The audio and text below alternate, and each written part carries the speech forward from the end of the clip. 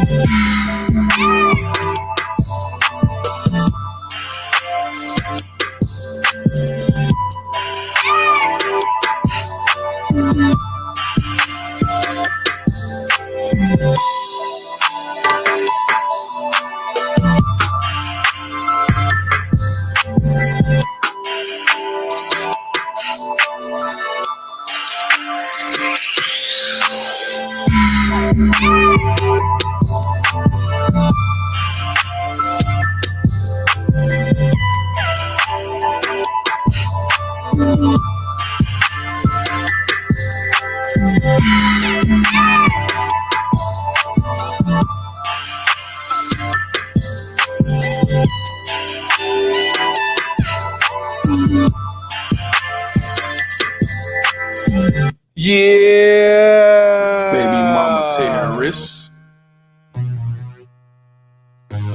BMT. It's my baby mama, I'm on child support. Can't see my kids, so I stay in coke. It's my baby mama, she be riding Lexus, finding sugar daddies and doing setups. It's my baby mama, I'm on child support. Can't see my kids, so I stay in coke. It's my baby mama, she be riding Lexus, finding sugar daddies and doing setups.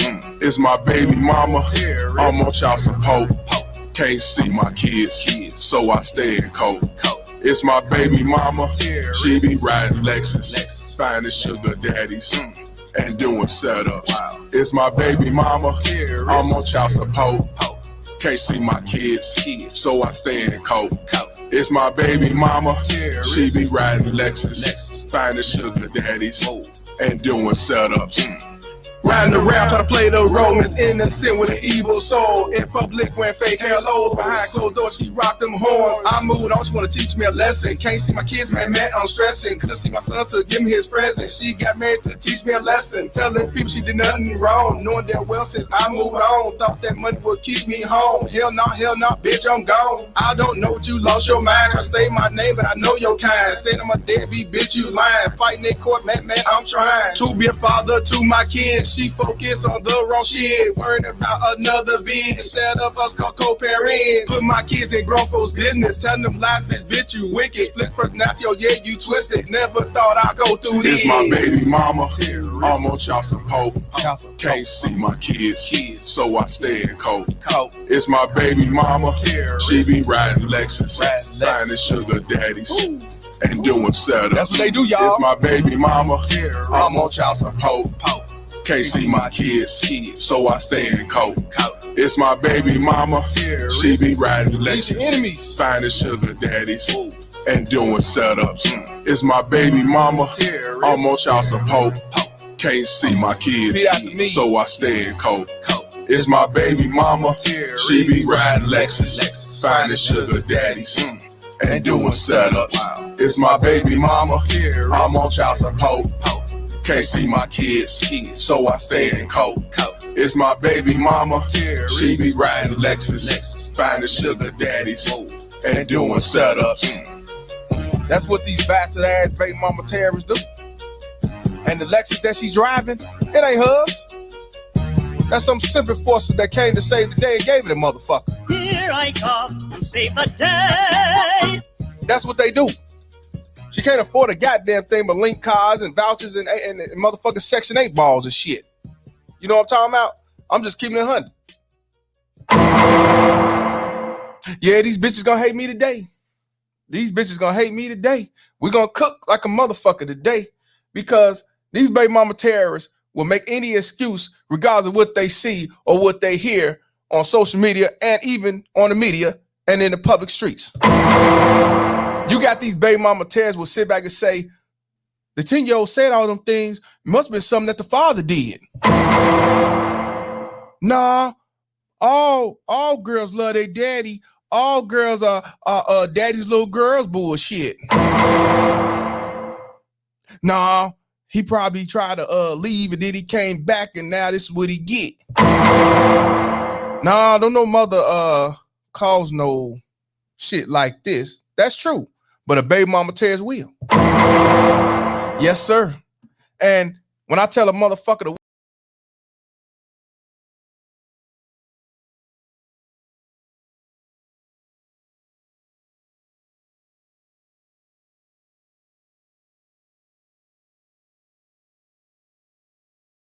yeah, I'm back.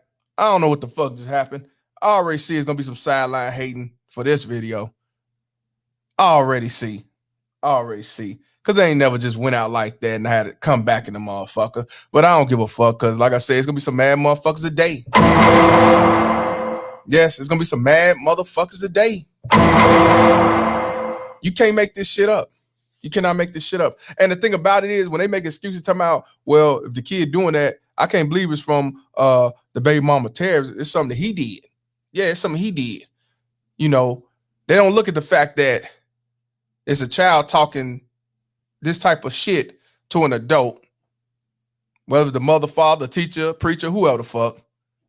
They just look at it as, oh, he must have did some shit. Brainwashing is a hell of a drug.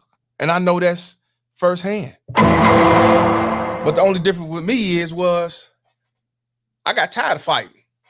I got tired of entertaining and doing the bullshit and doing the spinneroonie when that wasn't shit gonna change and get myself sick and stressed and fucked up and all that shit. I had to start keeping my veins cold in this motherfucker. And now I'm just like Crazy Chaos Tales from the Hood. I don't give a fuck. I don't give a fuck. I don't give a fuck. I don't give a fuck. I don't give a fuck. Fuck. See, that's how that go. Now motherfuckers say, oh, that's cold-hearted. Well, hey, well, you cold outside, don't it? It is what it is. Fuck all that. You gonna die young. Like I told y'all, you gonna die young for some shit you can't control.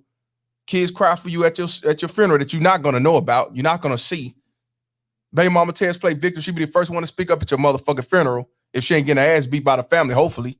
And then they go eat a bucket of chicken, some fucking fried fish. And then after that, about a week later, back to the drawing board to suffer the next man and fuck him over and get himself a failure and continue to make the kids fucked up the way they is. And then you got the future, you know, SIP enforcement unit, and then you got a future baby mama Tez in the making. Yep. But it's all good. Let's get this thing started. Yeah. You may be seated up in this motherfucker. Yeah. Shout out to the baby mama Tez Bounty Hunters. I'm your host, Mr. Palmer. What we're gonna talk about today is a father who constantly calls his daughter. I don't know if it's every weekend, every couple of days, once a week, however it is. He calls his daughter. This time he decides to record it because this has been going on for too long. And the 10-year-old treats him like he's some dude off the street, an enemy, somebody she don't know. All the disrespect you're gonna hear. You gonna actually think it's a grown-up. You're gonna think it's somebody that's grown, his baby mama, the baby mama terrorist. You just can't make this shit up. But this happens all the time. But the only difference is a lot of men and even a lot of women are starting to put it out there on how these baby mama terrorists manipulate their kids. And the sad part about it is motherfuckers will still make excuses and sit back and say, oh, no, it got to be something that he did. She would never do no shit like that. And the thing about it is, even if he did something wrong, she's 10 years old. Don't know 10-year-old talk back to any adult. I don't give a fuck what the fuck he or she did. As I used to tell my kids, you don't talk back to no adult. You got something going on, something they doing disrespectful, something wrong, you let me know, and I'll be the stupid motherfucker acting a fool. You know, but when you got to manipulate ass baby mama Tez, tell them, oh, it's free to speak your mind, and also you just speaking your truth. Really, all she is a fucking spokesperson to the baby mama terrorist. That's exactly what that is. And you can't make this shit up. And this shit been going on for a long time. But the difference is now that the jig is up because they got tired of people are getting tired of the stigma, the lies, the bullshit scenario that y'all put out here in these streets and in society and the media. And even with these baby mama Tez running to the family, running to the friends, running to her new nigga and all this shit. And I'm gonna tell y'all once again. You've been had. You've been took. You've been hoodwinked. Bamboozled. And this is one thing that you have to learn, men. You got to keep your veins cold because you're going to go through a lot of hurtful shit. Now, if you want to keep on and fight to the end, you got that right and you should if you're able to. But if you know you're losing your livelihood, losing your financial, losing your mental, you're losing people that really love you and shit like that, it ain't worth it. Wash your hands and move on. Live to fight another day or wait 18, 21 years. They come back, have your receipts. And if they still don't go for it, then fuck them. That's how I look at it. I'm just keeping it real with y'all. The fuck you going to die young for? It ain't gonna change a motherfucking thing. They still gonna be who the fuck they is. So yeah, it's a video that I posted on my Instagram, Fuck Child Support Instagram. The brother sent it to me. He's from California. He's a barber. He's self-employed. And yes, he got the baby mama Tez. And yes, it's because they broke up. Yes, because he didn't want her no more. So how long has it been going on? Don't know. Hopefully he's gonna come on the show. I talked to him behind the scenes. He told me to put it out there, and I did. Got over 11,000 views on IG and on TikTok. I think got over 40,000 views. We're gonna look at that because I want y'all to see the comments of what a lot of these motherfuckers saying that try to justify what these baby mama terrorists do. You know, because I'm telling you, the shit is real.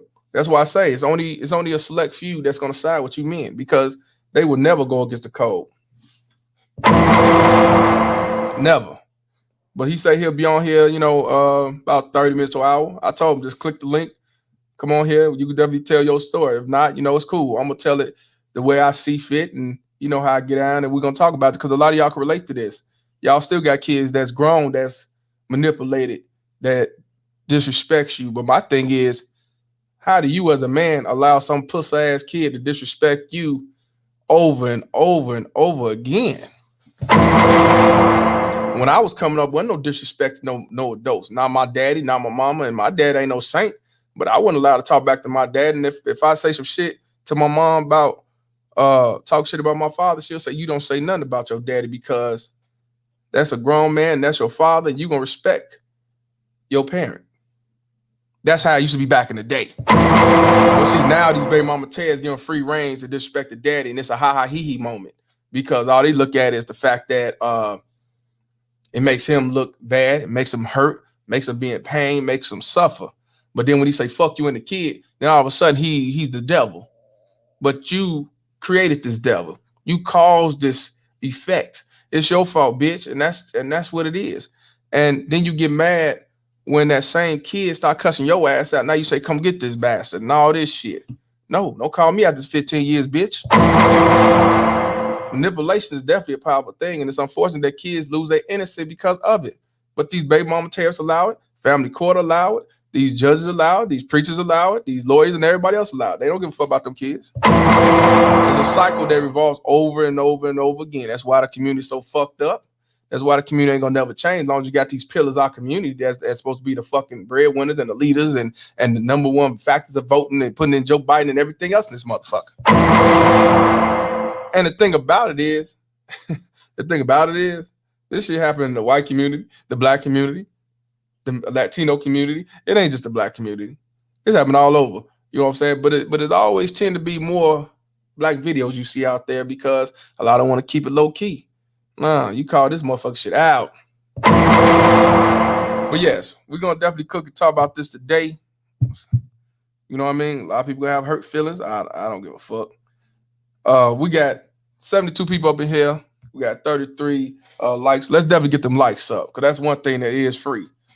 Is just getting them likes up. We gotta put it out here, y'all, that this shit is real. This shit's always been going on. And I talked to the brother. He said, man, I'm tired of the bullshit. He said, I'm tired of not saying nothing. Put it out there. And I want to give a shout out to that brother for that. You know, you can't make this shit up, though. You cannot make this shit up. And then I'm getting emails and messages off IG and my email with guys and women telling me, yeah, my husband's going through this too. His daughter or his son just got to disrespecting him, and he ain't number 5 years old. You know what I'm saying? This shit is out here. That's what I say the jig is up. I don't care if you motherfuckers. I don't give a fuck. I don't care if you motherfuckers getting your feelings and shit. I don't give a fuck if you feel some type of way. If it's the truth, then it's the motherfucking truth. I understand though. You can't handle the truth. Yeah, I understand that to the fullest. It is hurtful. It is pain. But I like the truth. Even if it make me mad, I like truth. I'd rather know what it is than be sent off for a long ride. You know, the go along, get along train. And y'all know how I get down, man. If y'all want to donate to the Cash App, $ BGN27, or you can do the super chat. You can do a challenge, however you want to do it. You know what I'm saying? I'm trying to stay off this couch. And as y'all look out and donate to me, I'm able to stay off this couch on this motherfucking internet and also on the street, putting out these messages about these baby mama tests and this unjust ass system. You know what I'm saying? I gotta give a shout out to MPI already, man. But hold on, before I get to MPI, I want to give a shout out to King Hood 8 Trey for the $10 Cash App. Appreciate you, my brother. I also want to give a shout out to Miss Parker for the $5 donation. She says, great YouTube platform. Keep raising awareness. Thumbs up. Appreciate you, sister. Her son is dealing with a baby mama tear. That's what I say. This shit is real. Motherfuckers trying to play the role like they don't know what the fuck going on. I want to give a shout out to MPI, man, for the $41 donation. Fuck child support hat. He want that fuck child support hat. Now he gonna have it. Shout out to my brother. MPI in the house. You can't make this shit up, though. Appreciate y'all. Before we get this thing started, though, let's definitely let's see who's up in the chat, and we'll definitely get let y'all see the quiz. Just a quick video. We got 50 likes. Let's go ahead and get them likes up. You know how we do. We always try to get at least 95% of the likes. We got Robert Palmer up in here. Robert Palmer Jr. I don't know who he is, but he's a Palmer, so shout out to him. Yeah, that's my real last name, too. Let's see who we got up in here, man. We got Julius Mays from Wisconsin up in the building. We got Mr. Griggs from Ohio. We got Lil Rock. We got MPI. Shout out to MPI, man, for the donation. We got Peaceful Pulley.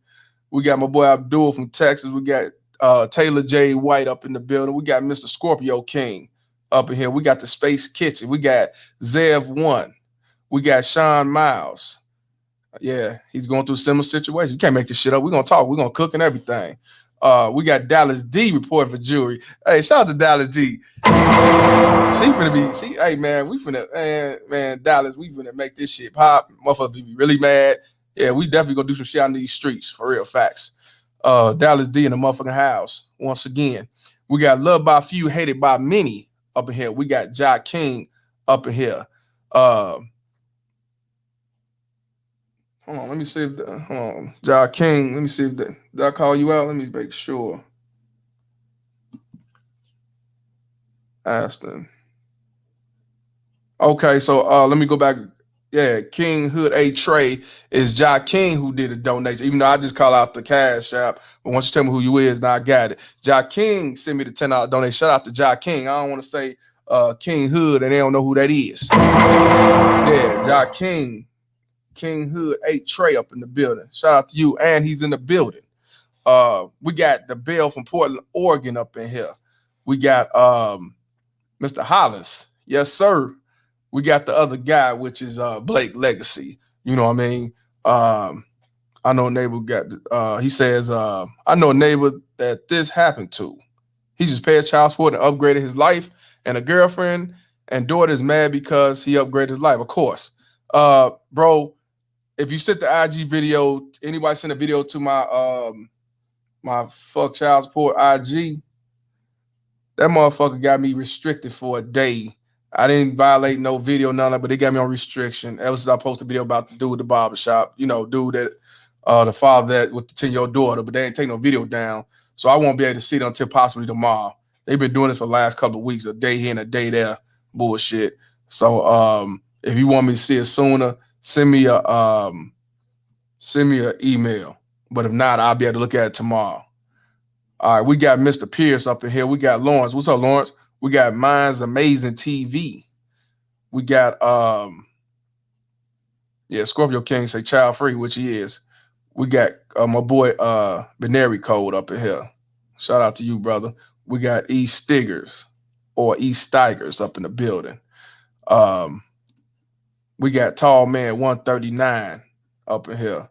We got Perfect Blackness up in the building. I know you'll be able to chime in with that. He can relate. And once again, like I said, we got Robert Palmer Jr. up in here. He said, what's going on, Mr. Palmer? Like the name, fam. Do your thing. Yeah, that's my real name. We got Lawrence Davis. We got the district attorney, Gail Lockett, in the building. We got CS Banks, 87 up in here. We got Black Rain. We got Black Man in Bizarre World. We got our brand. We got the Drizzle Gaming up in here. We got Chris Neely up in here. You know, this shit is definitely crazy what we're gonna talk about, but ain't nothing new. Shout out to Drizzle Gaming once again. You know, Soto Nation. He came from Soto Nation and he's still been coming on. Appreciate you, my brother. And shout out to Tommy Sotomayor for doing what he do best. And that's making motherfuckers mad. Just like I make them mad and other content creators make them motherfucking mad. Yes, class is in session. Because y'all need to know what the fuck really going on. Let's definitely get them likes up, though. Let's definitely get them likes up. Now, here's the video. No, that's just a thumbnail. Let me find the video. Find the video. This is the video that he sent me. It's real quick, but shit, it don't take a lot. Do not take a lot. And then you can also see, you're also going to see the comment that, okay, here we go. What I did, he sent me the video, and what I did, I add my, thanks, Cole. We got OG up in here. What's going on, OG? We got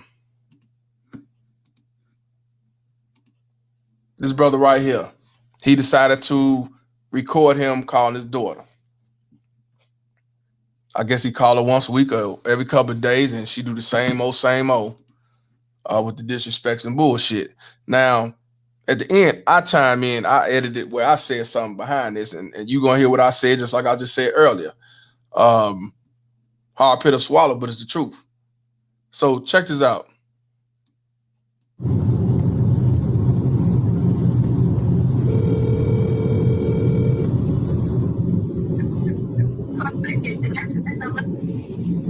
Hello? Hello? I don't want to talk. But dang, how you doing today? Good, I don't want to talk. Why you always tell me that? Because I don't like talking to you. I don't like talking to you. But you won't even let me ask the question before you try to answer You it. just said, how are you? You just said, how are you? Oh my goodness, Demi, why you so rude to your daddy? I don't like talking to you. But that doesn't give you a reason to be rude. You gotta honor your mother and your father, sweetheart. Okay, I don't want to talk. Now, you heard what he said. He said you gotta honor your mother and father. But when you dealing with a baby mama terrorist, don't think you gotta holler at your motherfucking mother. And you already know that's not a motherfucking mother, it's a baby mama terrorist. Now, when you listen to this little girl talk from the way she talking, it don't sound like no 10-year-old girl. It sound like a grown one to me. It sound like a girlfriend, an ex-girlfriend, a baby mama terrorist. But unfortunately, if she's gonna continue this path, she's gonna be a future baby mama terrorist because you already teaching her to hate the man that's supposed to be her first love, which is the father. So if you telling her to hate him and disrespect him, what you think she's gonna do when she have her own boyfriend or when she get up with a boyfriend or get in a relationship? She gonna do the same exact shit. And don't it sound like what a grown woman would say? Yeah, MPI said it. Sound like what a grown woman would say. All this stuff. How she know to say all these things? Hate is not, you're not born with hate. You raised with hate. You raised with hate. But motherfucker want to sit back and say it's something that he did. So even if he did something, you telling me that you allow your 10-year-old to disrespect an adult? I won't give a fuck, even if it's the baby mama terrorist. You gonna allow your kid to disrespect the baby mama terrorist? As you a kid? Oh no, not I don't work like that. But these baby mama terrorists, they think this okay, is something funny. And then you're gonna hear a motherfucker talking in the background, mom is saying some shit. So it's shit that she's being told to say as well. And also it's coming off her head because that's all she heard. When you realize, y'all, that when your kids disrespect you, say smart shit, that's all the baby mama terrorists talking. Even if your son, that's the baby mama terrorists talking. That's everything they say is the baby mama terrorist talk. That's the spokesperson. These are your spokesperson of the baby mama terrorists. And y'all remember what I told y'all? They use their kids as weapons, shields, pawns, spokespersons. They use them as toys, dolls, something to abuse. But they never want to do the right thing, which is raise your kid or raise your child. But I'm gonna call this a kid because any kid that's gonna be manipulated and disrespect the parent, that's not no child to me, it's a kid. Let's continue. I get that much, but you don't have to be rude about it. I said I don't want to I talk. know that. I heard you the first 4 times, but you still need to stop being rude. That's the whole thing about it. I'm telling you something and you're not listening. Because I'm the parent, you can't tell me nothing. That's the thing. You heard what he said. He said, you don't have to be rude about it. He says, I'm the parent. Yeah, social conditioning, D. I'm the parent.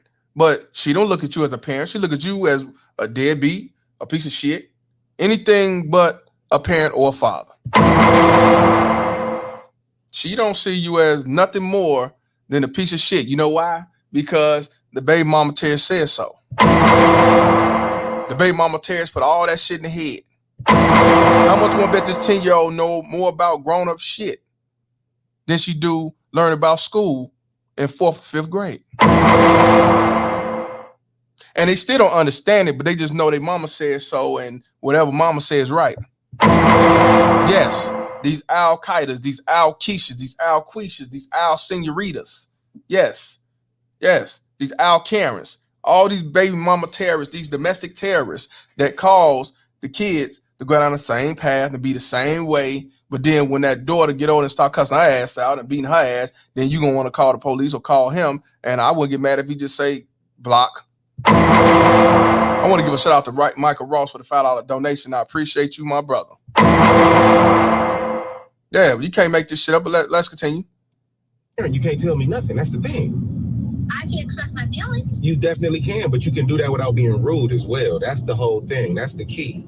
Okay. You don't be rude and you don't be disrespectful. Okay, but you don't have to talk over me either. Now you hear her? Okay. I'm telling you, that's what I'm trying to tell y'all.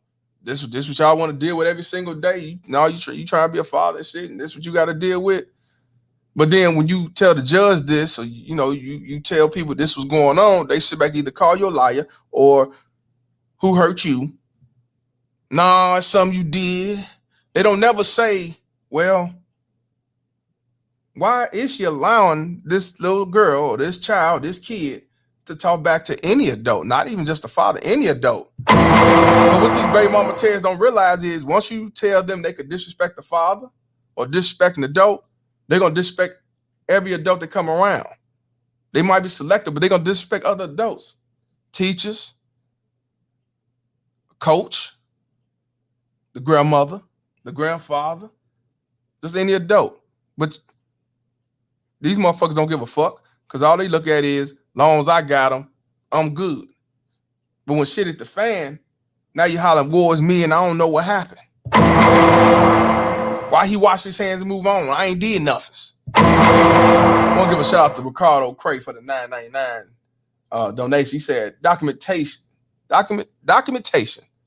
is our main weapon side. Yeah, it is. That with a baby mama terror's stupidity and emotions, we'll get the point across. BMT's emotions is they shovel.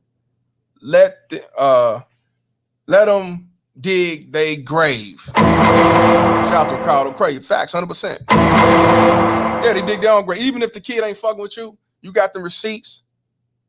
Then people will understand when you say fuck you and the kid, or when you say I wash my hands and move on. The majority is not, because they're gonna say regardless of what they do, you supposed to still suck their dicks. So fuck them. But everybody else who got a brain and know what it is will understand to the fullest. And even if they don't, fuck them anyway, because this your life. I want to give a shout out to Fred the Jammer, $5 donation. He said, these are the same girls who disrespect men in general, right? From teachers to law enforcement and their elders, but the black woman is supposed to be called God. Right. So that's why I say, these are the ones we're supposed to protect. These are the ones supposed to lead. These are the ones we're supposed to worship and follow and put crowns on their heads and shit. Yeah. Shout out to Fred the Jammer. That's what I'm saying. This is why the cycle continues, y'all. This is why right here. Even if, say for example, say for this dude right here, this guy, he wasn't there by choice. He abandoned his family. He say, I'm not going to be a father. And he decided to come on back. He decided to come on back and try. That do not give your child 10 years old the right to disrespect any adult. But you know why it's allowed? Because the baby mama Tess was talking shit about him in front of her. She was probably showing some shit that wasn't true, but made it true. Probably see her cussing out every man that come in the house, in and out the house, somebody she met off Tinder. So manipulation is a powerful thing. Even if she ain't putting it in her head, she's seeing the shit. It's just as bad. It is. Real talk. It's just as bad. Yeah. Shout out to Boo Talbert for the $4.99 donation. He said, salute to that brother for staying cool, because I would have tried to grab that child through the phone. Yes. Fist. Yeah. But I don't know if he sees his daughter like that. So maybe he can't go see, because a lot of people in the comments say, man, I'll go there, whoop her ass and do all that. Man, he might be yelling. He probably don't even know where she is. I don't know. Hopefully he come on here. We can tell all the details. Because I like to hear from the horse's mouth. You know, but this shit is real. And it's unfortunate that he and all he's trying to do, he's trying to explain to her, this is not how you do things. Yeah, you can speak your mind, but you can't be disrespectful. And then if you don't want to talk to me, at least listen, let me listen. That's why I say, these your future baby mama terrorists.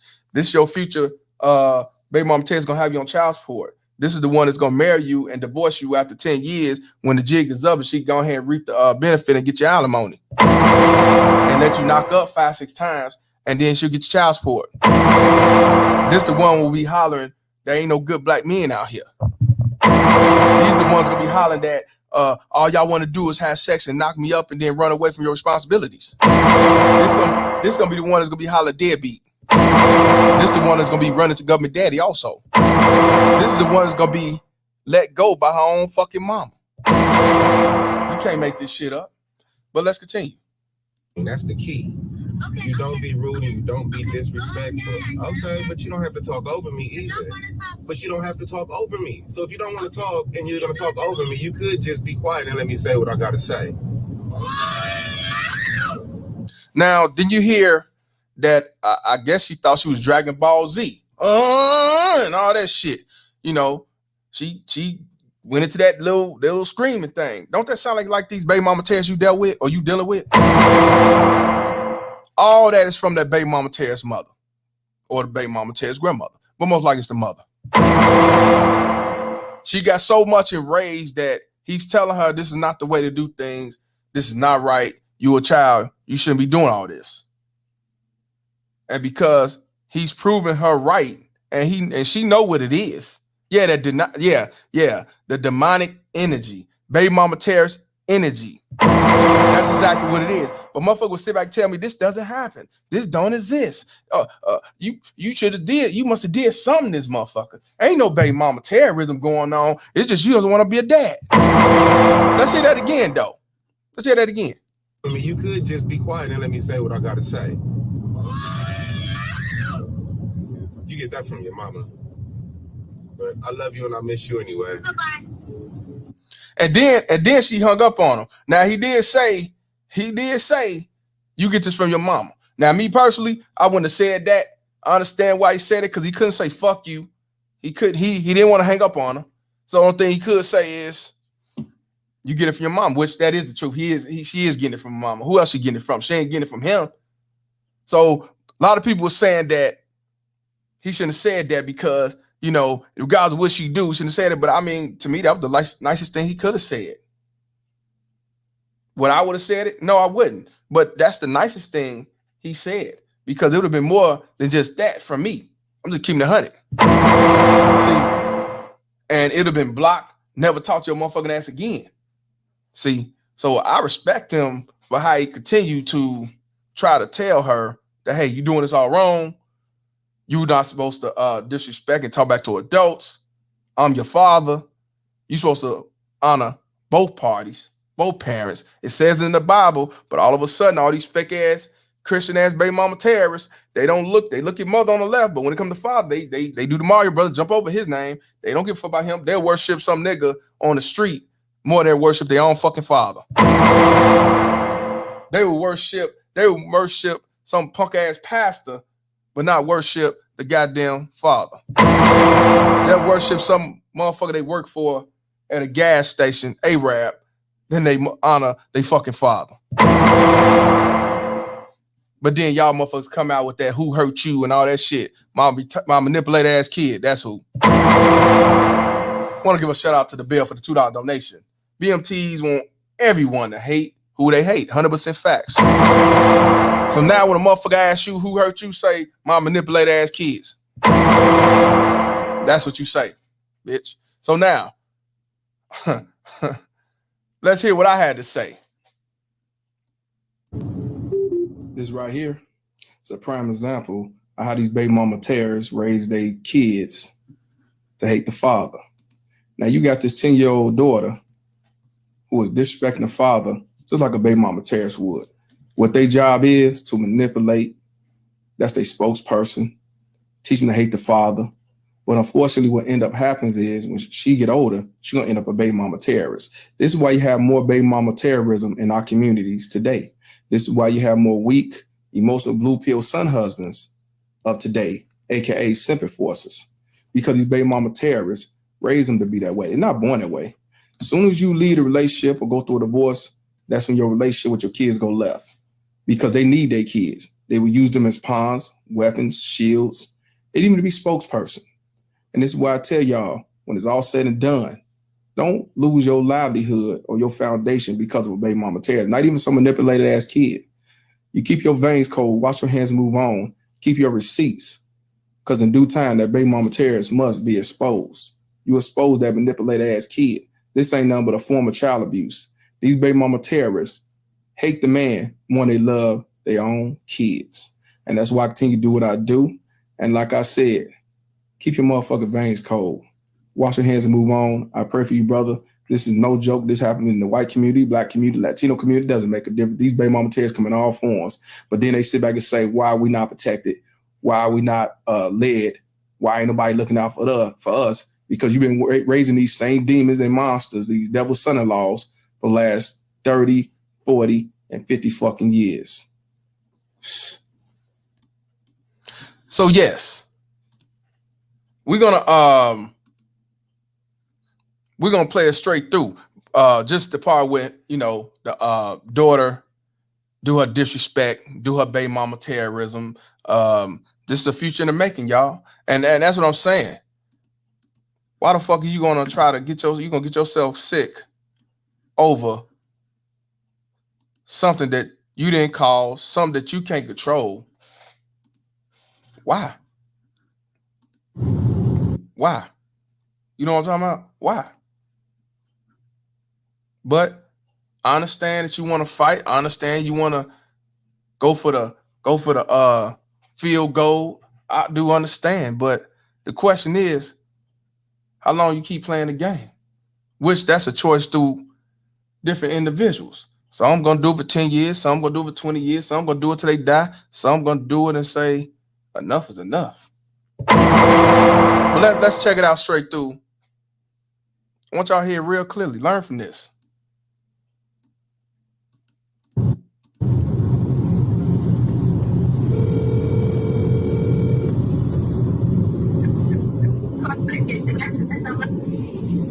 Hello? Hello? I don't want to talk. But dang, how you doing today? Good, I don't want to talk. Why you always tell me that? Because I don't like talking to you. I don't like talking to you. But you won't even let me ask the question before you try to answer. You just said, how are you? You just said, how are you? Oh my goodness, Demi, why you so rude to your daddy? I don't like talking to you. But that doesn't give you a reason to be rude. You gotta honor your mother and your father, sweetheart. Okay, I don't want to talk. I get that much, but you don't have to be rude about it. I said I don't want to talk. I know that. I heard you the first 4 times, but you still need to stop being rude. That's the whole thing about it. I'm telling you something and you're not listening. Because I'm the parent, you can't tell me nothing. That's the thing. I can express my feelings. You definitely can, but you can do that without being rude as well. That's the whole thing. That's the key. Okay, you don't be rude and you don't be disrespectful. Okay, but you don't have to talk over me either. But you don't have to talk over me. So if you don't want to talk and you're going to talk over me, you could just be quiet and let me say what I got to say. You get that from your mama. But I love you and I miss you anyway. Bye-bye. This right here. And that's what I'm saying. So she did that Dragon Ball Z reaction. That's what these baby mama tears do. Yes, it is sad. It is ridiculous. Don't make no sense. 10-year-old talking like a grown-up, talking about who she don't want to talk to, and I don't like talking to you. And it seemed like the first when the phone was answered, it seemed like somebody else answered the phone and gave it to her. Baby mama terrorist. You know what I'm saying? I already had it set and lined up what to say over and over and over again. You know, you can't make this shit up. But what I want to do is go to my I want to go to my TikTok. I ain't post on TikTok in a minute. I post a little something off and on. I don't want to. But it's been a minute. But let me see if I can delete this. But dang, how you doing today? Good, I don't want to talk. Oh, I ain't trying to play it again. I want y'all to see the comments off TikTok. Now, I try to make it bigger, but it's like if I make it bigger, let me see if I go like this. This right here is where the comments is, y'all. This video, how many views on here? I got 1,006 comments. I got 4,579 likes. I believe it's at 40,000. I believe it's at 40,000. Yeah, the most best fit, right? Now this is me right here. You know, keep them veins cold and walk away. That's me. So I'm gonna let you see some of the comments. All right, this brother tagged somebody in and said, "Just seen your video, bro. feel like this definitely equates what you were saying. So that means another brother posted a video about these baby mama tears as well. You know, a couple people saying they want the hat, but I want to get the ones that try to deflect. Whoever trusts believes says girls are usually daddy's girls no matter what. And then I said manipulation don't cause it, but then I ain't getting a response, of course. This dumb motherfucker with no face says, I think it's Miami Rice up here, some shit. This motherfucker says, LOL, what? She said, why we not protected? But you telling me to wash your hands and move on? See, that's what I'm saying. I just said baby mama tears. Cause this motherfucker said, cause I said, she said, LOL, what? Why we not protected?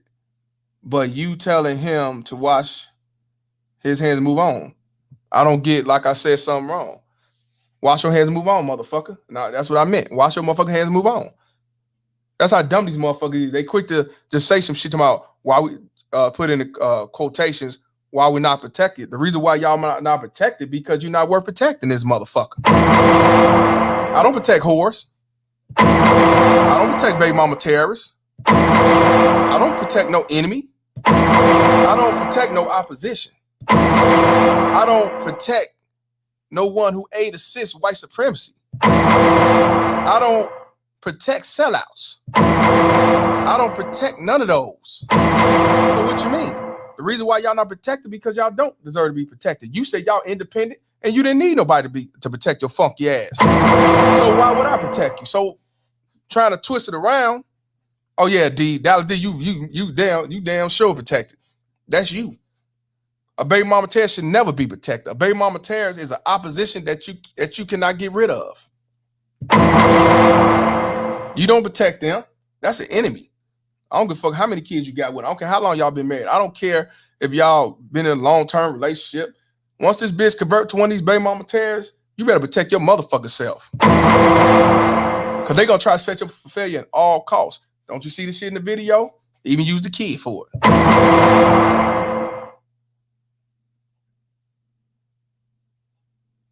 Now, I will say a lot of women came out and said this ain't cool. I wouldn't allow that. One woman even said I don't get along with the father, but I damn sure would not allow my kid to disrespect him as a parent. Woman said first off, all she don't need to you like that. That's not cool. I know she said that's not cool. Another woman said that's so wrong. Another woman said, hell no. She talking to her mama like that too. She put the peace sign and said, nah, my kids still have respect no matter what. And that's what I'm saying. Regardless, your kids should not be talking like this to any adult, regardless of who it is. And just like she said, my kids still have respect no matter what. That's how it's supposed to be. These women actually agree. This is what happens to my brother. That's even if my nephew answer. His mom makes me so sick. Dads want to be dads. And this. So she said that her brother's going through this shit. If the nephew answer the phone. That's what I'm saying. This shit is real. Simply a diva. What's up? Grant says, I'm going through this right now. I had a bunch of men tell me I'm going through the same thing. One brother said the kid was 5 years old. 5. Now, if a 5-year-old talking like that, you know he was a male. You know he's getting controlled. That's son husband. And another brother said, he's saying she get it from her mother is the truth. Her energy towards him may be motivated by a lie or an opinion. That's the difference. Yeah, facts. Another woman says, I know it hurts him so bad. Praying for that brother. Also, that child that's being poisoned. Exactly. Baby dad. And then here we go with the deflects. Here we go with the deflects right here. Most likely is a female, blank face. Baby dad do the same. I just laughed. She said, baby dads do the same. Just can't say, instead of saying, nah, this kid is wrong. Ain't no way a kid should be talking like this. She says, baby dad do the same. See how they deflect? That's what I say, these are your enemies, y'all. Because anytime someone won't call out the truth, but they deflect and try to say, well, men do it too, and fathers do it too, and well, my baby daddy did it, or my father did it. they support this baby mama terrorism shit, and 9 out of 10 they are baby mama terrorists. Another woman said that father's so hurt, the mama knows she's wrong for that. A lot of women, and I give them a shout out to a lot of women on here was not going. A lot of women were saying this shit is bogus. But you had some women that was making excuses, talking about, oh, he had to do something, all this bullshit. So I will say that. I will say that. Jennifer, her name Jennifer, she said document everything 100. And that's exactly what he was doing. Document everything. No difference is to the public. Even one bitch said, why he put it out there? Why he put it out there to the public? See, that's wrong. She didn't say the kid was wrong or manipulation. She just said he shouldn't have put it out there in social media. Nah, fuck that. That's what I'm saying. They want you to be quiet, man. I'm putting the link in the box because we're going to definitely dialogue. You know what I'm saying? And as I talk about this, hopefully brother come on. If not, it's all good because we're going to definitely dissect on our own. This brother said, that's sad. And that's all mom. Yeah, meaning the mom is causing all this havoc. That's where it's coming from. And of course, one woman said, I need a backstory. Yep, that's what they said. Need a backstory. Yep. Somebody said this is wrong. She didn't take the time to listen. Of course, why would she listen? She said it again. I need a backstory. Benjamin said the pain overcome. That's the only option. Another person, this is a woman said, my friend has a daughter that kind of act like that when we went on a trip. His kids and mine, she wouldn't deal with him, but I had some me and her time and talked. So in other words, she's saying she tried to talk to his kid. They was together and everything. The link to the original video is on my Instagram. It's on the Instagram, FCK Child Support.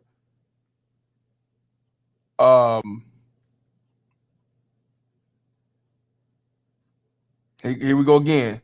Trust Believe said, you don't know what the kid has seen from him. I'm just saying. See, that's what I'm saying. A lot of these motherfuckers will sit back and try to justify anything. How can you justify a 10-year-old being disrespectful to any adult in the first place?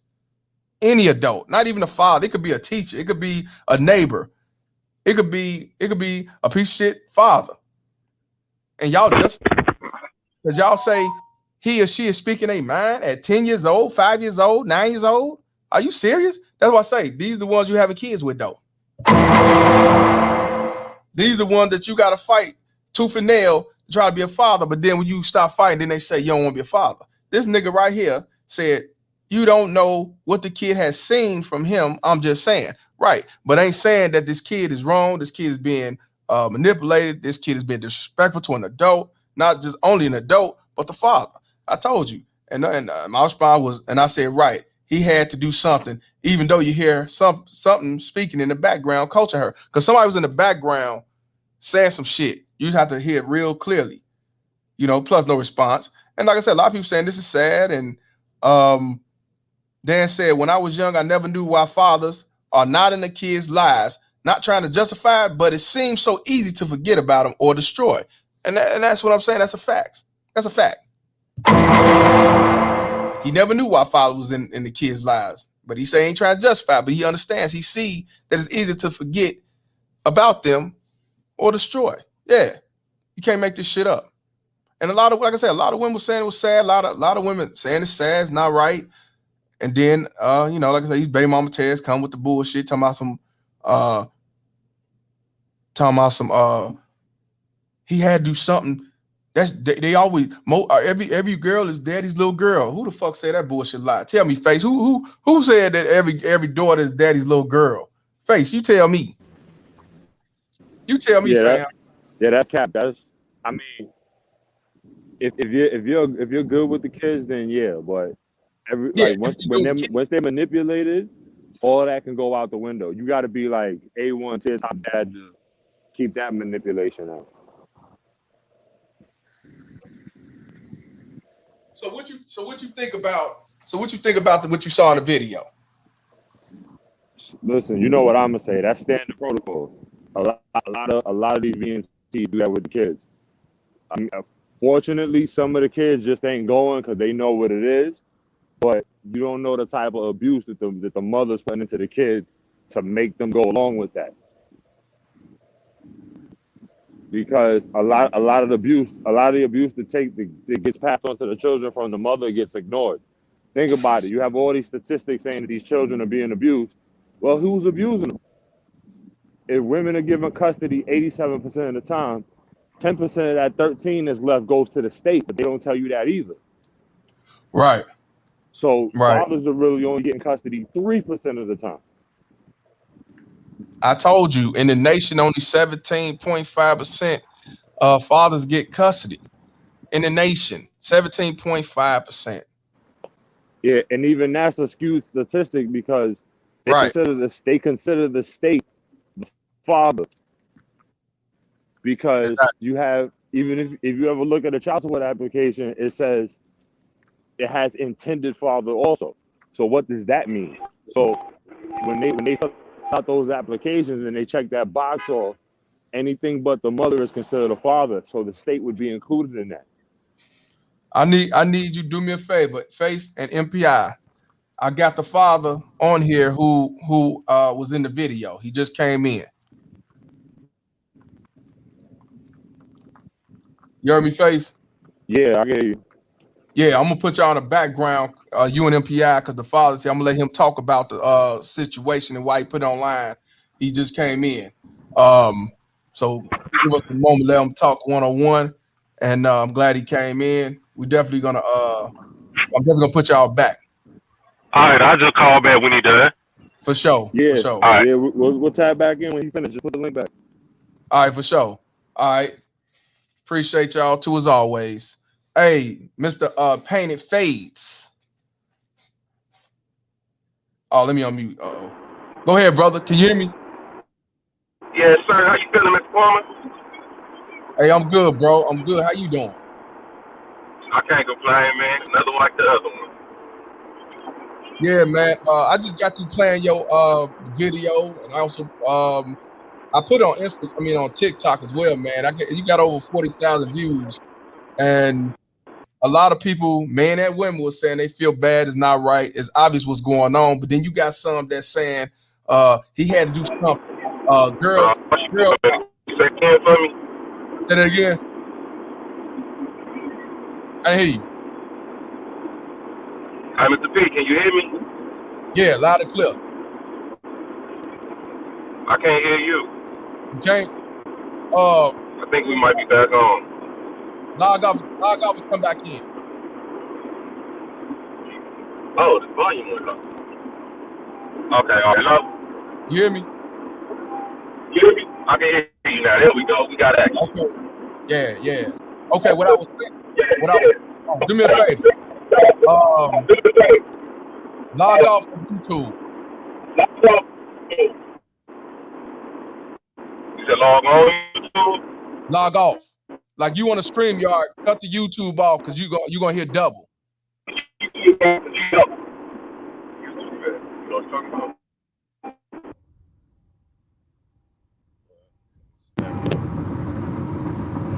There we go. All right, like that? Yeah, because you'll hear double. I'll hear double because you on the YouTube and the StreamYard. Once you're on the StreamYard, you don't have to do YouTube. Okay. Yeah. All right, you hear me clearly? I can hear you loud and clear. Okay, good. All right. What I was telling you was I posted your video on TikTok, Instagram. On Instagram, you got over 11,000 views, and TikTok got over 40,000. And a lot of men and women were saying it's not right for the majority. But you had quite a few that was saying he had to do something, and this ain't what a daughter do. Daddy's little girl always. He had to do something. Maybe she seen something. What's the reason why you put the video up there, brother? Because look, man, my whole thing now is awareness to the situation. Because I know I'm not the only one. I've been following your page for about 2 years now. And like, man, the shit, it just really break my heart, man, because I know I'm not the only one going through this. But if it's anything that I can do to bring awareness to the situation and help other young fathers such as myself, I'm gonna do that. Right. So what made you I just let me ask this. Do you always go through this with your daughter? You said, do I always what now? Do you always go through this with your daughter when you call? Oh yeah, it's been going on like this for the past almost 5 years now, 4 going on 5 years, and I call it twice a week. It's court ordered.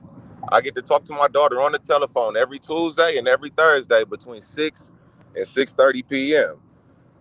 We used to play like I Spy on the telephone and shit. You know, she tell me about her day, how school went, and now, ever since me and the mama split, it's I don't want to talk. You know, at first I used to let it slide. Okay, well, baby don't want to talk. Maybe she playing the game. Maybe she watching the show. Daddy call you in a couple days. And then it just became more and more like constant. Like that's all it is. And now the attitude's coming along with it. And I was in the comments yesterday too, and I seen a lot of brothers talking about they would have just washed their hands, turned the page, wait till she's old enough to understand. But like my mother and father still married. You know what I'm saying? My daddy was there for me every day. And I can't go out like that. I got to be there for my seed because it's only right, man. The man that produced me was there for me. So I'm trying to continue on that type of, what do you call it?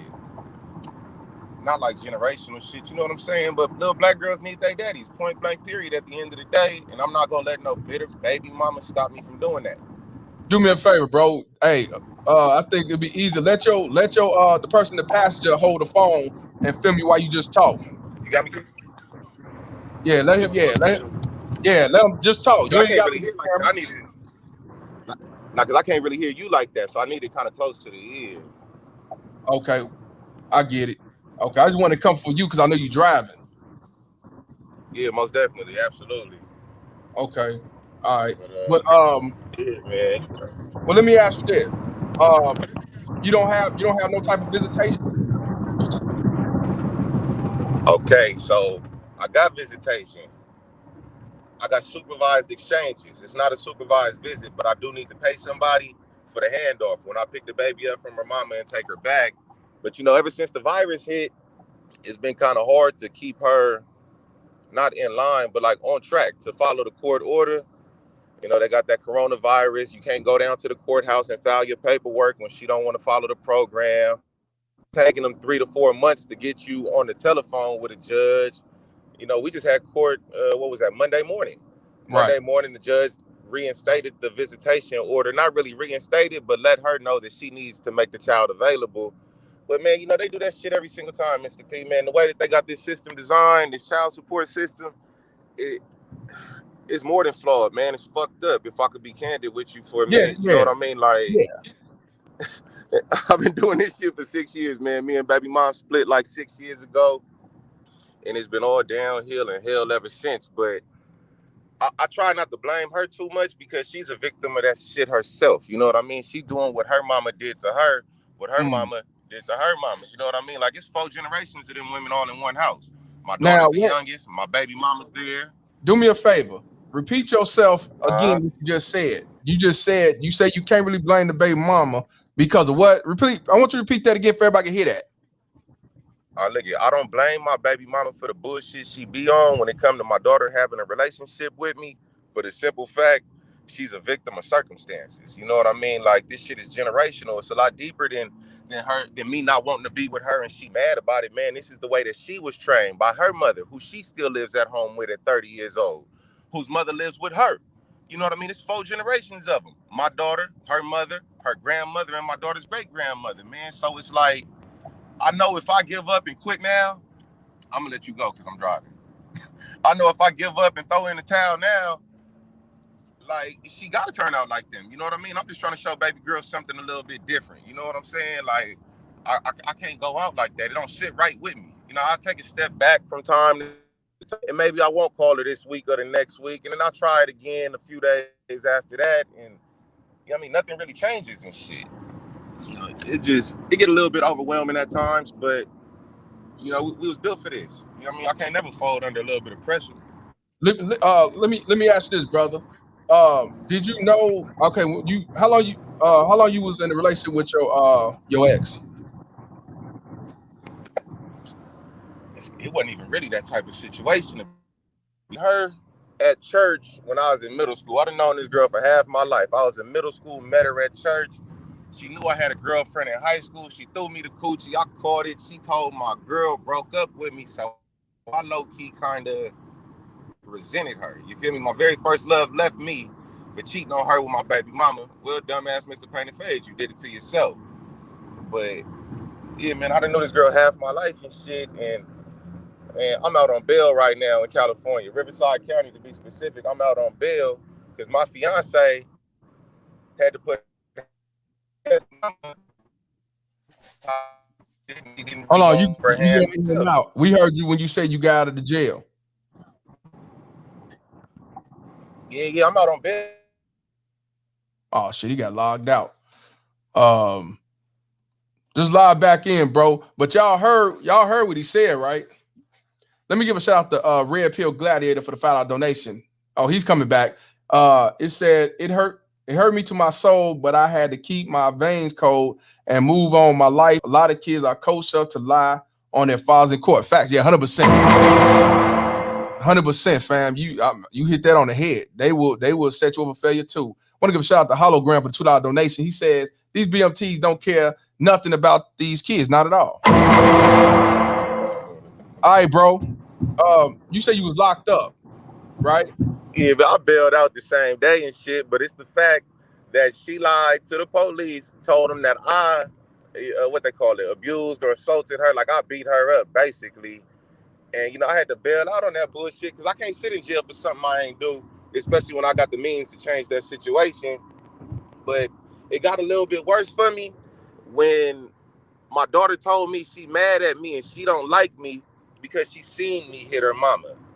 Now, I got the tape. You know, I had to go through property management companies, private security firms, and through the grace of God, man, I was able to get my hands on the tape of the entire altercation from the moment I pulled up. So your daughter told you that she saw you do it, even though you didn't do it. Come on, man, I got the tape. The judge told my baby mama in court when she asked for a restraining order that she's not granting this restraining order because that man ain't hit you. She have an emotional outburst in court. Yes, he did. She told her I watched the shit 10 times. No, he did not. So it's like a delusion. You know what I mean? And that delusion turns into a lie, and the shit just snowballs, man. And I don't really know. I know it'll get better. The rain don't last forever, but I don't really know what I do to change my situation because I'm not really just willing to accept that shit. That's me. Like, if it don't sit right, I'm not with that. Right. So, man, we gotta talk behind the scenes after this because this ain't gonna be one day ain't gonna do this. But here's the thing. I understand. You say, you know, you give her the benefit of the doubt. Your baby mama. How old is she? She be 31 this week. She's a grown ass woman. She knows exactly what the fuck she's doing. I understand that it come from the mother. I understand it come from the grandmother. I understand that's what she's known and raised by. But believe me, she knows exactly what the fuck she's doing. And the unfortunate part, she putting the same shit on your daughter, bro. And if you don't get her out of that, she's gonna do the same thing to the next dude and do this, and they're gonna be all in the same household all together. This shit, I told y'all, these baby mama terrorists are raised. They not born this way. They raised that way. Yeah, they're all in the same house for generations. The whole lived with them. And then they got a simp enforcer in there too. He a LA County Sheriff officer. This nigga's a simp enforcer because you see what the fuck going on, man, and you don't speak up, you don't say nothing. I approach you, you want to, you know what I mean? I approach you about the situation because if I can't talk to these women, well, let me holler at him, man, the man, father, the father, nigga, you don't want to hear it. So that's a boyfriend? No, well, you know, it's one of them too, but I was actually talking about my daughter's granddad. But yeah, my daughter, my baby mom, she got like a 1-year-old now, and he's a simp enforcer too, man. This nigga's like going on 50 years old and shit, and like I'll be like, bro, you don't see this shit happening, man? Like, what's the deal? Oh man, she told me not to talk to you. You know, I'm a barber, I'm a businessman. I get a nigga my business card. Look, man, call my phone. You got a relationship with my minor child, nigga. I don't know you from Adam and Eve. Right. Do you like little girls? I need to know. Bro won't call my phone, man. He won't answer when I call him. I see him out in traffic around the town because we don't live too far from each other. I don't know where they live, but we all in the same county, so shit ain't too far. And the dude he's a simp enforcer, man. I call him pussy soft. Man. So let me ask you, of course you on child support, right? Oh yeah, man. I've been on child support since baby mom's got pregnant. She ran down to the welfare office, got on the food stamps, got the little cash, and told them that I'm her baby's daddy. So, you know, they want that from me on the back end. So as soon as she got pregnant, she ran to the welfare office and told them that he's my baby's daddy. Man, they gonna give you the same benefits. Tell them you don't know who the daddy is. But she was mad. while you was pregnant. While she was pregnant, though. Yeah. Dead ass. California different, man. I don't know about Illinois or back in the Midwest, but California is wicked out here. Let me ask you this. For those who because I told you a lot of people, a lot of comments, they was not a lot, but quite a few was saying, man, you must have did something to this little girl. She had to see you do something for her to be like this. It's your fault. What's your response to that? What's your take on that? I don't do nothing to my daughter because the people that know me, they know, man. I got a couple homeboys with kids. I treat them babies like they mine, man. I mean, I buy my homeboys' kids Jordans. I buy them ice cream. We go to the mall in the Beverly Hills and shit, man. And I didn't do nothing to my daughter. You know, I didn't do nothing to her. Her mama's upset because, I don't know, I guess like the way she make it seem is that I ruined her life. How's that? I was irresponsible because I was irresponsible with my actions. You know, wait a minute.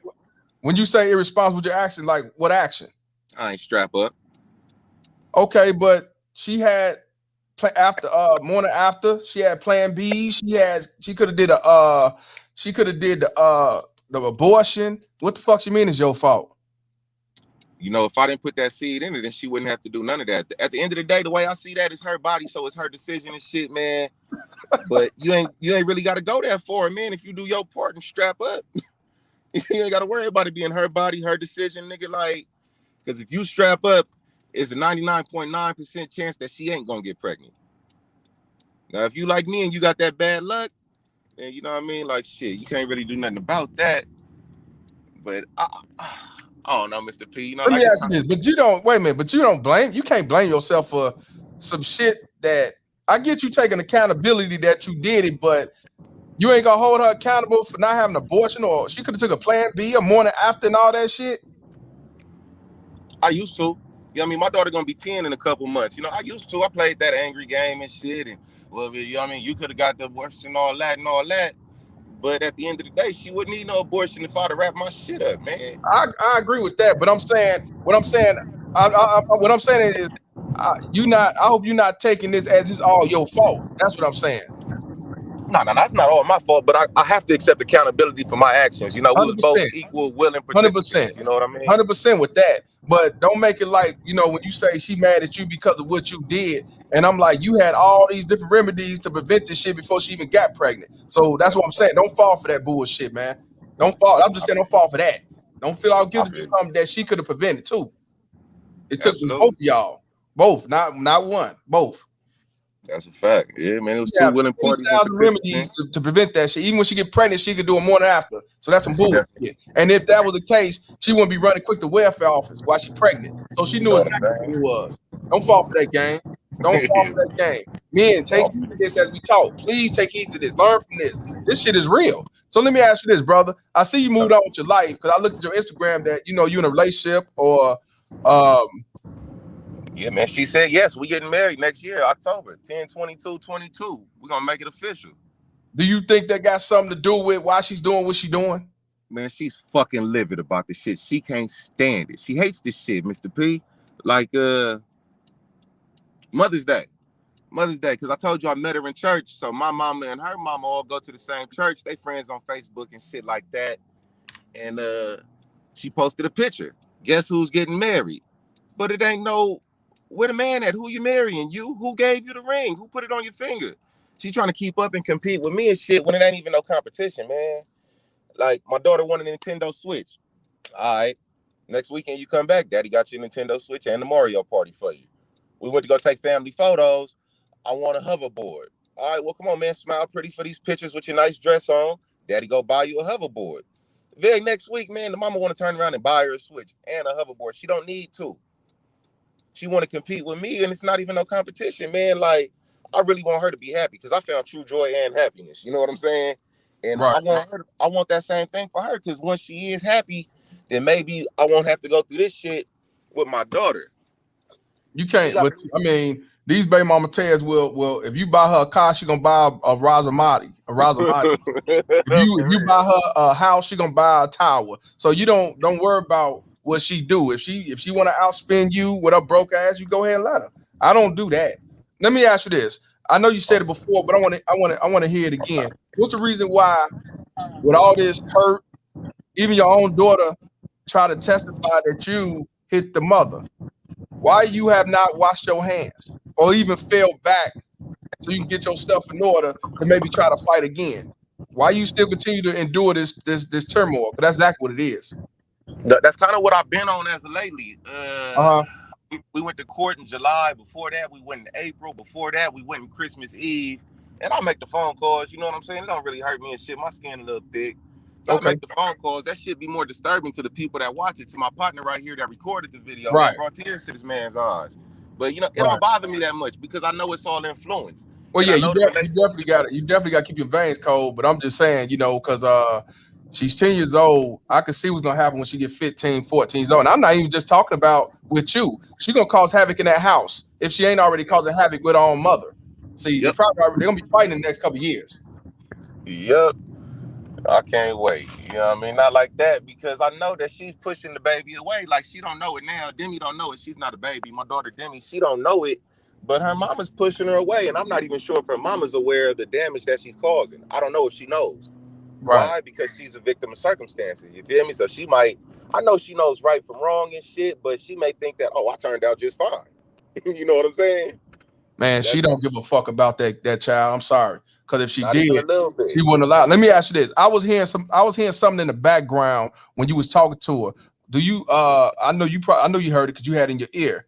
Do you think that was the baby mama Tez that was coaching her? Because I heard little stuff back and forth to kind of say what to say when you respond. For the last 4 years. Okay. That's exactly what's going on. You know the vibes, Mr. P. That's exactly what's going on, man. And these psychiatrists and shit, man, my baby's in counseling. We done had 3 different judges in the family law courthouse and shit, and nobody peeped game. I done had black ladies, Hispanic ladies, and old white ladies, and nobody, like, I don't know if they all like that. You know what I mean? I can't generalize and categorize all the women in America and shit, man, but I don't know what the fuck. Because if you can hear the shit on Instagram, I know they hear the shit when I bring my tapes and play them in court. But they don't care, brother. They don't give a fuck. As long as you paying that child support, that's all they care about. Because if you get custody, then ain't no child support. Right. She's not obligated to pay, bro. And they're gonna look at her income. Do she work? Yeah, she works. She got a good job, man. Baby mama got a good job. She went to school and shit, and she should be able to fucking support herself. But so she got a degree? Nah, she ain't getting no degree. I guess she got like a little AA, a little bachelor's or something. Yeah, longer than me. The ones with these degrees. Damn. Yes, he pays child support. Of course, he pays child support every month. You know what I mean? They take that shit. Like that shit come right off the dribble. Like they take that off the top. Because they told me, I went to court one day to get my child support modified. And they told me that child support comes before you pay your rent, your car note, or buy groceries in your house in the state of California. That's the most important bill. That's everywhere. They say that everywhere. Fuck child support, but they do say that. Yeah. So let me ask you this. When was the last time you saw your daughter physically? Since the pandemic or Christmas 2020? Because we went to court Christmas Eve in 2020, and the judge told her, let this man come pick his baby up. And after that, I ain't seen her since, man. So, all right, another question. Why is, yeah, that's a lie, because I was able to see my kids with COVID. That's some bullshit. I know people that went to court and fought in Texas and got custody because they try to use that COVID shit. So I guess Cali's a fucked up ass. Cali is. I told you, Cali and New York is the top 2. They is the top 2. So let me ask you this. So why, you got any other kids? It's my only one. Your only one? Let me ask you, how do you feel? I mean, I understand you keep your veins cold, but how do you feel listening to that type of rhetoric from your 10-year-old daughter that you was around, you contribute in birthing her and being there as a father, and now it turns to this, like you the wicked witch of the East? I'm gonna be real with you, man, because I've been doing this shit for a long time. It don't bother me too much. Sometimes, you know what I mean? Some days it might rub a nigga the wrong way and shit. But for the most part of it, because I know the relationship that my daughter and I had once upon a time, that's not her talking. Her mama want to talk to me. Put your mama on the phone. That's why I said what I said when she did the little. I told you get that shit from your mama. Yeah, and I said it earlier that usually when they do stuff like that, that's what they do. Actually, now these baby mama tell they get to that. I call it the Dragon Ball Z, and all that shit. You know what I'm saying? So, and I was wondering, do the mother do the same thing? Yep. She thought she hung up on me one day. That's how I know she do it. She thought she hung up on me and didn't. And I heard the. This the mother, right? Yeah, with the baby mama. Man, it's crazy, man. Damn. This shit So deep. How much you paying? How much you paying in child support? My child support, because you know how I go about running my business and shit. I'm a barber. They got me at $298 per month is like my child support, and then they hit me for like another $1.50 on the rears. So I'm coming out almost $500 a month for the kid. Okay, I get you saying, but yeah. So basically, you just pay out of pocket. You ain't got they ain't taking out your check. Ain't no check. Pay it when you pay it. Ain't no check. You know, and if I don't pay it, they automatically send my license for suspension anyway through the DMV. Every 3 months, I get the notice that your license is going to be suspended. And they current on payments. Right. Like I'm paying their ass consistently for like the last 2 years, consistently. She mad that she don't get no child support. Right. That's because you got all that money up front from the county while you was pregnant. I'm paying them back. Right. So you paying welfare office so that your money, and people think that these baby mama tells get child support. No, if you get welfare, that is your child support. That's it. I'm glad you said that. Another thing is the grandmother, her grandmother. How does she feel about this? That lady done hated me since I was in high school. Can't stand me. Hate my fucking guts, Mr. P. But it's like, you know, the crazy part about it, man, the situation, it's almost like deja vu. And I think that's why she feel the way she feel about me, because my baby mama had my baby mama in order to keep a nigga, and the shit ain't work out. So she tried to use her daughter to keep the man in the house. And he gone. He been gone. Long gone. Don't work. Bro split a long time ago. That don't work. That's why when I have conversations with him, because I ain't gonna lie, man, her daddy, like, he a real nigga. Like, I fuck with him like he a real street nigga and shit, and I can chop it up with him, and it'd be cool, but, like, you a hoe too, man, because you let this shit fly. Like, you niggas that don't do nothing about the situation, I don't fuck with it. So let me ask you this. You said that. So you saying a man that don't continue to fight is a whole ass nigga, or you just saying like... Nah, I'm saying the man that sees what the fuck going on here and you could do something about it, and you condone sucker shit, and that make you a sucker too in my eyes. That's just my... If you can, no, you said no, I got it. You say if they can do something about it. And I don't. And don't. Oh, so he could have, you saying that he could have got his daughter. I don't know if he could have got his daughter and shit, mm-hmm. But I know that he has a relationship with her now today. And for you to call my phone on a Sunday morning, nigga, you put your hands on my daughter. Look, nigga. Oh, okay. Yeah, I got it. Yeah. Look, man, get off my phone with that bullshit. And I told him the bitch is a liar. Right. You just been around. You just came back in 3 years. You talking about some, my daughter. Ass nigga. You know what I'm saying? I got it. I can understand that, fam. I understand to the fullest. But let me ask you this. Did y'all have a talk? Did he realize that his daughter is just like his ex? I think he know that. But he's like, man, D, I'm gonna try to help you out, man, because y'all got to do better for my grandbaby. I called the nigga phone, he don't answer. Yo, I seen him in the mall one day. Bo made a beeline for the exit, and I'm not even tripping. I'm not an aggressive type of person, man. Like, I like spending time with my wife and my daughter and my granny and shit. You feel me? I'm not out here looking for no problems in the streets. I got a family to feed, be going to jail, beating niggas up and shit, man. And it's just weird to me that you can do something, you see something wrong, you can do something to fix it and don't. I don't like that shit. I just stay the fuck away because it's gonna make me want to hurt people. It make me want to do something to them because you see the pain that I'm enduring, and fuck my pain, man. Look at the pain that this little girl is enduring at 9 years old, and don't nobody want to step up and do it. They think it's easier to just eliminate me. My daughter told me she got 2 daddies. Wait a minute, who's the 2 daddies? Me and her little brother's daddy, the punk ass nigga that won't talk to me. Oh, okay. I said, daddy is, you looking at him.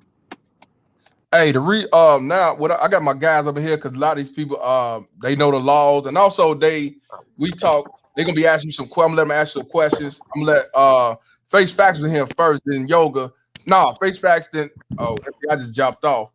Maybe you got Face Facts, Yoga, and Mr. O. Gonna ask some questions, probably tell you their thoughts, and you just answer the shit. You know what? The thing about it is, bro, in my opinion, I mean, I salute you for continue to deal with the shit. I'd have been washing my hands and walked away. So, I mean, I understand. I ain't gonna you don't. That's just my opinion. And but because my thing is, you can be going through no false allegations. Your own daughter lied and said you hit her. Yeah. No, I can't do it. You put me in jail? No, I just can't. You better than me, man. Face Facts. What up, gentlemen? Yeah, it was good. This is my brother from New York, and this is my boy. We're gonna call him FaZe. It's FaZe from Cali, man.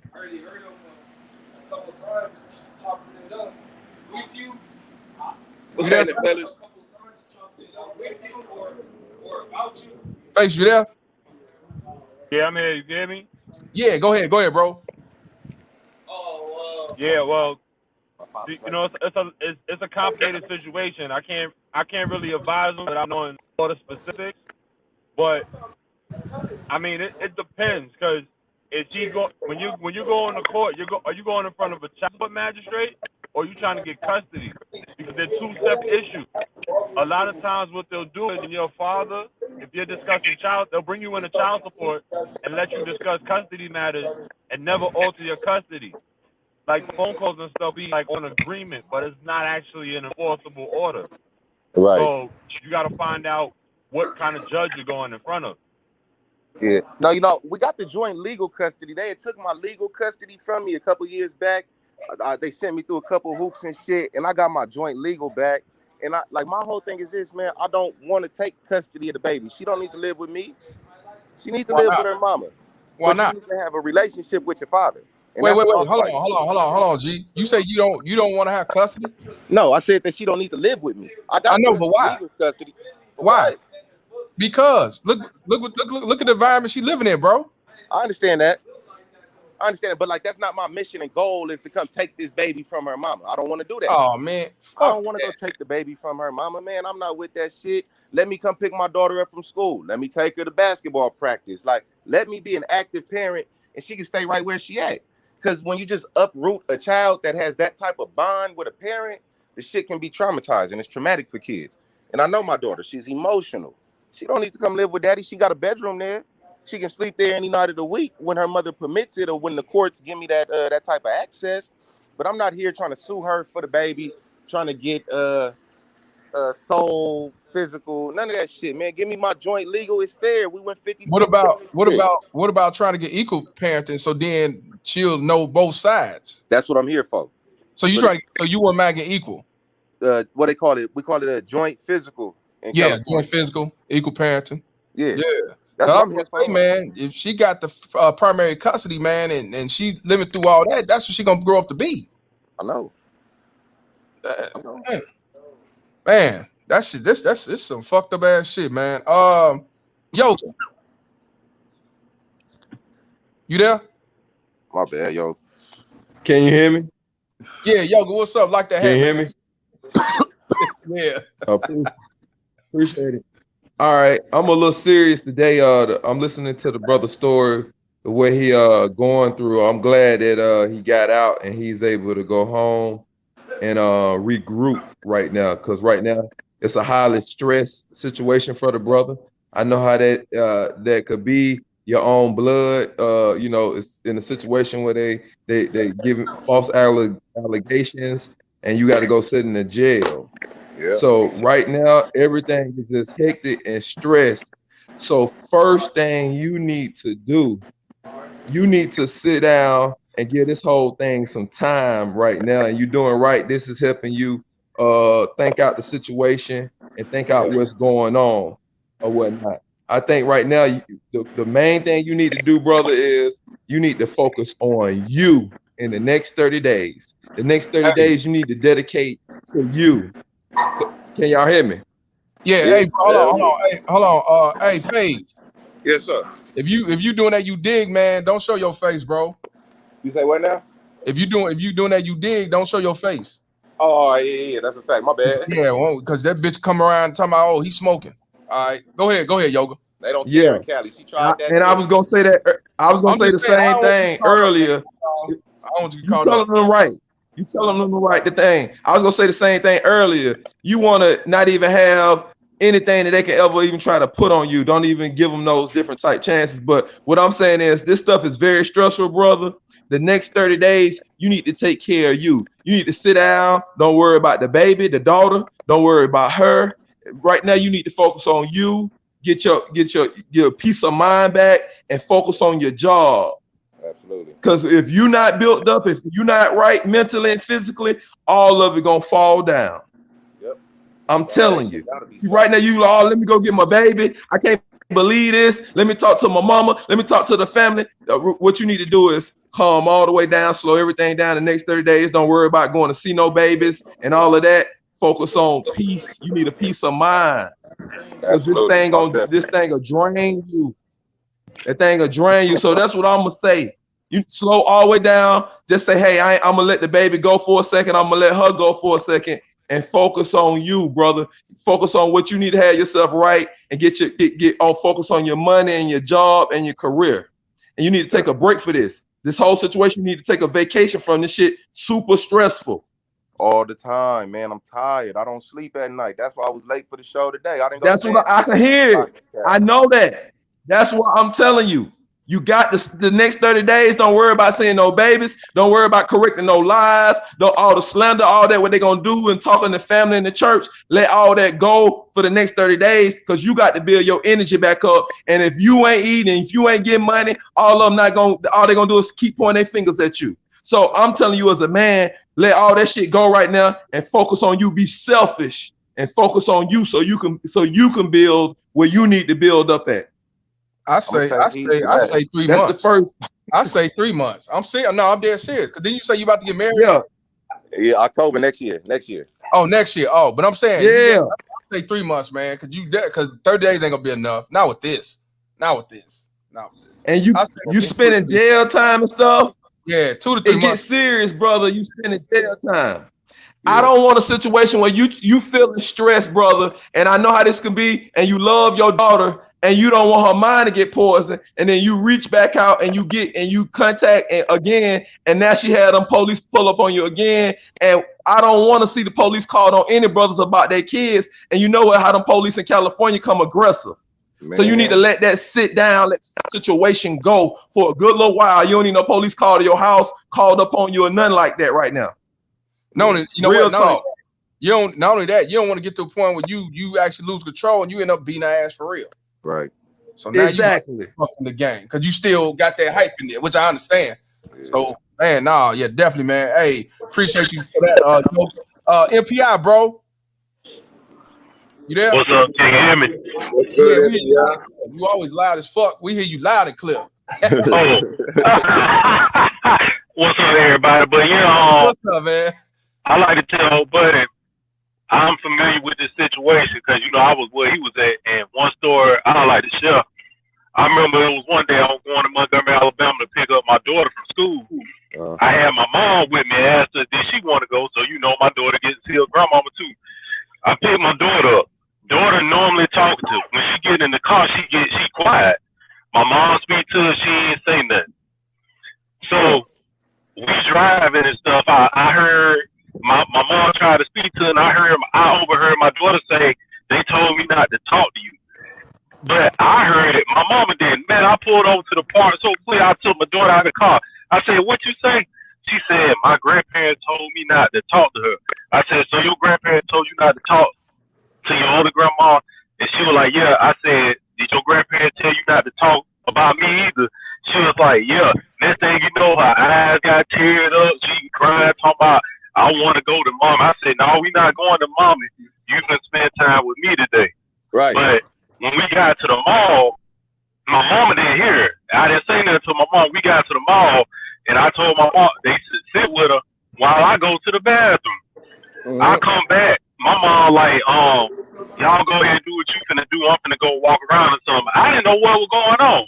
I talked to my mama. My mom said she tried to have a conversation with my daughter at the table, and my daughter just bust out crying and said, "They told me not to talk to you. They told me not to talk to you." That's fucked up. And my mom was like, "Hey, it hurt me so bad. That's why I had got up and told you to go ahead and do your thing." But I was there, trying to be there. But it got to a point where, like I told you, New Year's Day, when I called my daughter and my mama being childish, get on the phone, "Why you won't call me? You know you got another grandmama." And then when my BMT probably overheard that, sent me that long text message that day. After New Year's Day this year, I said, forget it. I'm done. They get that money every month out my check. See them when I see them. I ain't mad at you. You know what I'm saying? Thanks, man, for the story, because you got a lot of stories too. Mr. O from Inglewood in Chicago. Not Cali. What's good? What's good, Mr. Palmer? What's going on, bro? Not much. I'm on this fucking CTA red line, listen, chiming in, and I'm just gonna say like this, man. It's kind of messed up that you're a father trying to do the right things out here in this world, and you still got these old standards, these old egregious, contentious stereotypes against a black man not want to be fathers or want to be in our kids' lives or want to be husbands and stuff like that. But then you see situations like this, you got every roadblock think of to keep you out of your kid's life and make you seem like you were just a scum of the earth. It makes me sick to my stomach. Yeah, you can't make this shit up, bro. Man, but let me ask you this, brother. What's your next move? Now they got me looking for supervised exchange monitors. Since I told you about the whole little fight that went down between the fiance and the BMT. Oh, wait a minute. That's what when that happened, you hung up.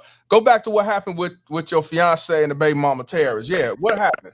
So BMT, we don't talk on the telephone, we don't text. We got to go through this website the court gave us and shit. It's called Talking Parents. Yeah, I got that too, bro. And I don't even read that motherfucker no more. So yeah, I know. Yeah, that don't work. So she hit me on Talking Parents one day, talking about, I don't know who you think I am, but you not just about to let your little girlfriend hit and abuse my baby. First of all, who the fuck do you think you dealing with? I don't even hit the baby, okay? I ain't never whooped that girl, popped her booty. I don't hit her.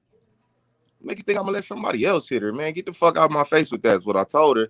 So I told my shorty, my fiance, about the whole little get down or whatever, and she want to address the issue.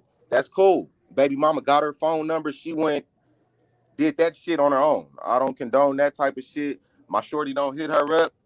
They did exchange numbers. Baby mama tried to hit her one day on some bullshit. She said, if it's not about Demi, don't text my phone. And they ain't text ever since.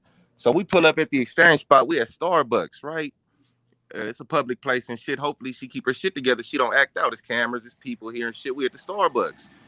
And so shorty hop out the car, BMT hop out the car, and she wanted to let her know that, like, it don't be no abuse, no bullying, none of that shit. Like, that's not what it is. I would never is what she went to tell her.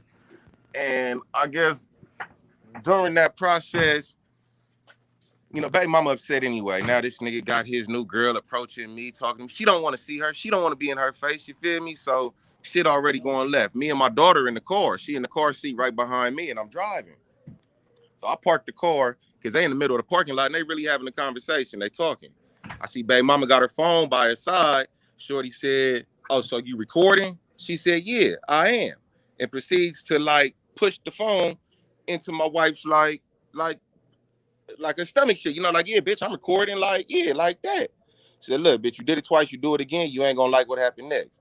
And baby mama did it for a third time. Shorty took off and she did her shit, you know what I mean? And I didn't break that shit up, man. What the fuck I'm gonna break that shit up for? She been needing that ass whooping, you know what I mean? Nah, what you ain't gonna do with you. You in the car with your daughter. Right. So look at her simping force her hop out the car because he in the car with his 1-year-old son. His 50-year-old nigga in the car with his 1-year-old son. He hop out the car. So now you hopped out. Now I gotta hop out because ain't none of this shit going one-sided. You feel me? So bam, I'm out the car. The baby's in the car, parked, and she can't see what's going on because of where I parked the car. I backed into the parking spot. It's a truck next to us. The baby ain't got x-ray vision. She didn't see a fucking thing. So simping force it goes like, man, y'all need to stop, man. This is for the kids, man. The kids is watching. Y'all got to stop. I said, nigga, shut up. Because if you would have talked to me a long time ago, we wouldn't be here right now. Right. So they on the floor tussling, baby mama pulling hair and shit. Shorty like, man, get up, let's fight. Baby mama like, get her off of me, she's choking me. I'm like, man, fuck all of that. So I got the tape. I'm the fuck about the jail. Man, they had that tape. I didn't hit that girl. I beat her. She called the police. I left. I'm black. It's America. I don't fuck with the cops. They on the way. I'm out of here, bro. She called them. They waited. And shit, man, like probably that was on a Saturday. On a Wednesday afternoon, they pulled up at the crib, picked me up, go book me in the county and shit like that. And she told her cousin, man, I'm out cutting hair. I'm out working down I'm at the studio and shit. And I guess her cousin got something to do with that program over there. And bro, like, why my cousin calling me all lumped up and bruised up and shit. I pointed at Shorty. I said, that's why she got her ass whooped.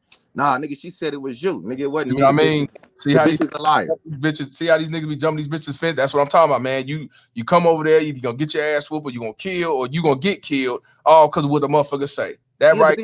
But then he started talking real friendly after that. He's like, oh, man, keep that energy, nigga. The energy stuck, bro. We can do what you want to do, nigga. You telling me how you all kind of real niggas in the street, this and that. Whatever you want to do, nigga, I'm right here. Man, I'm gonna see you, whatever. I see the nigga 2 weeks later because I'm at the studio cutting hair. I'm locked in, like rappers and celebrities be fucking with me out here and shit. And he's like, look, man, you be up here getting bread. This how I feed my family too. It ain't gotta be like that. It's crazy. Whatever, nigga. He tried to shake my hand. Yeah, whatever, nigga. Like, fuck all that. I ain't fucking. So let me ask you this. So that's the situation when you went to jail and your daughter says you hit the mama. Yeah, because you know, like, okay. I went to jail probably like December, like 2nd or 3rd or some shit. I bailed out like the next day, and I didn't see my daughter again until Christmas because we had court on December 23rd. They couldn't figure nothing out on the 23rd, so we had to come back on Christmas Eve. We the only people in the courthouse. Courthouse is closed. We the only case on calendar, and the judge gave me the baby on Christmas from like 10 to 6 or some shit. Like I got my little 8 hours in or whatever. Right. And my daughter in the backseat, mad with an attitude, kicking my seat and shit. Girl, what's wrong with you? I'm mad at you. I don't like you. Why not? You hit my mommy. No, I didn't. I saw you. You hit my mommy. You know, I'm not gonna show a 9-year-old the fucking tape. No, not at all. But that's that mother manipulated her and told her that daddy hit me. Yeah. Mark my words, man. Wow. So even though you proved that it wasn't true that they lying, why you still got to do supervised trade-offs? Because they switched judges on me. This the 4th time they done switched judges, and every time we switch judges, they put me back on step 1 of a step-up plan. Step 1, 4 hours a day, 2 days a week. Step 2, 6 hours a day, 2 days a week. So what do they do? Every time a new judge come in, they say, yeah, he beat Step 1, nigga. They just say, oh, they just started over. Step 1, nigga. I go back to court because I'm done with step 3. So now I'm ready to accept my child overnights and shit. We did the 8 hours on Saturday and Sunday. Now give me them 24 consecutive hours. Let me spend some quality time, some bonding time with my child. And we go to court, and it's a new judge. I don't know why. I don't get no documents about a request for a change. One lady got transferred to criminal. These other 2 bros, I don't know what the fuck happened with them. We go to mediation. We can't even sit down together in mediation. She tell the people I hit her. So we can't even sit down and mediate on the way to become better parents, co-parents. Even though you got the proof and the judge already dismissed it. Wow. Dallas crazy D. in Cali. It is. Dallas D, what you got to say? Huh? I was asking Dallas what she had to say. Is you there? Hey, Tay. Maybe D. Maybe D ain't there. Perfect Blackness. What's going on? What's going on? Can you hear me, bro? Man, loud and clear. I know you could relate on being falsely accused of shit. Oh yeah. He got a lightweight in false accusations. But look at this though, man. I was listening in when you was saying that you ain't gonna try to sue her for custody and stuff like this. Look here, man. I respectfully, bruh, this is not a game for the faint of hearts. Right now, what you are describing a child who is in an abusive situation as we speak. You need to do every damn thing you can to get your child out of that situation. Trust me, it ain't getting better. This is what they call a degenerative situation. It is going to get worse. That's it. It don't get no If fucking you better. if she gives you any window to get custody of your child, even if it ain't a window, you need to sue for primary custody. That's what you need to do.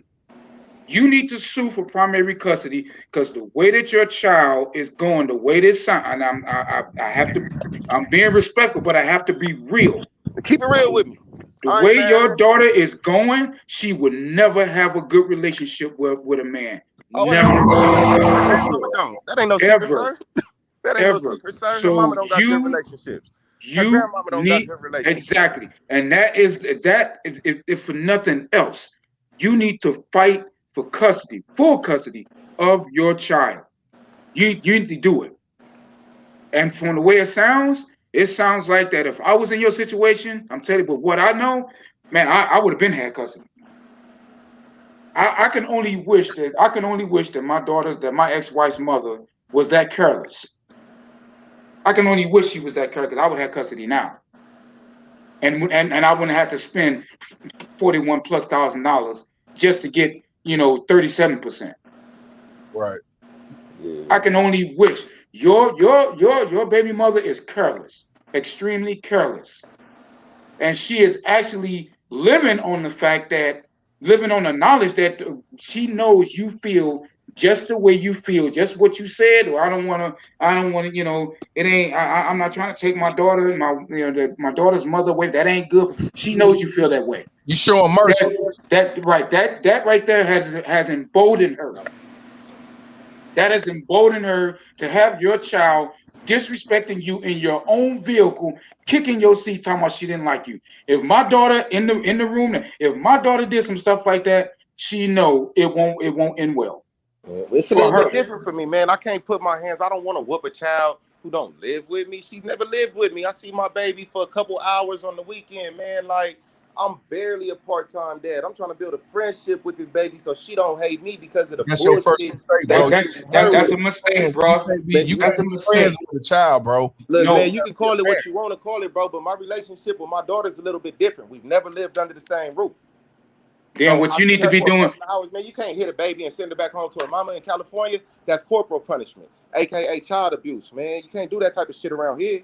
Well, I'm glad I don't live in California where child abuse is illegal. You can't do that type of shit around here. But look, if I was you in your position, I would definitely be pulling for full custody. I'm gonna definitely take heed to that. You know what I mean? I would definitely be even if you don't get it. It's one of those things you really want the stars. You really want the sky, but you shoot for the moon, hoping that you get the stars. Right. Right. So you may not get the damn stars, but you're gonna get the sky. You're gonna get something. You're gonna get more than what you got now. Yeah. You're gonna get more than what you got now. I like that. Yeah, I'm gonna definitely take heed to that and shit, man. I've been looking for attorneys and shit all week because I've been representing myself, man. Like, hey, word of advice though, I hate to say it, majority of the time, if a father's not in his kid's life past the age of 7, you basically dealing with a stranger. I know you probably dealing with your child every now and again, but the little hours he was in twos in between is not really parenting. I hate that the court system and family courts trying to make like these kids like functioning adults when they are children. Yeah. Children need the guidance of both their parents in the household, or some shape or form. They need to see them half the time, like every other day or something like that. Because keeping your child away from you basically raising a stranger that might do some harm to you in the long run. Which is the reason why I said he needs to make this messy. He needs to get into that court and make this shit messy. Right now, because she is careless, but he needs to make. Yeah, I understand he hasn't been around his kid and all of that, but she is in an abusive situation. That's how he needs to bring it to the court. So you start speaking language like that, where she's in an ongoing abusive situation, that starts getting their ears perked up. Right. His daughter is his oppressor. Like the Bible says, you give women the power, the children will become the oppressors.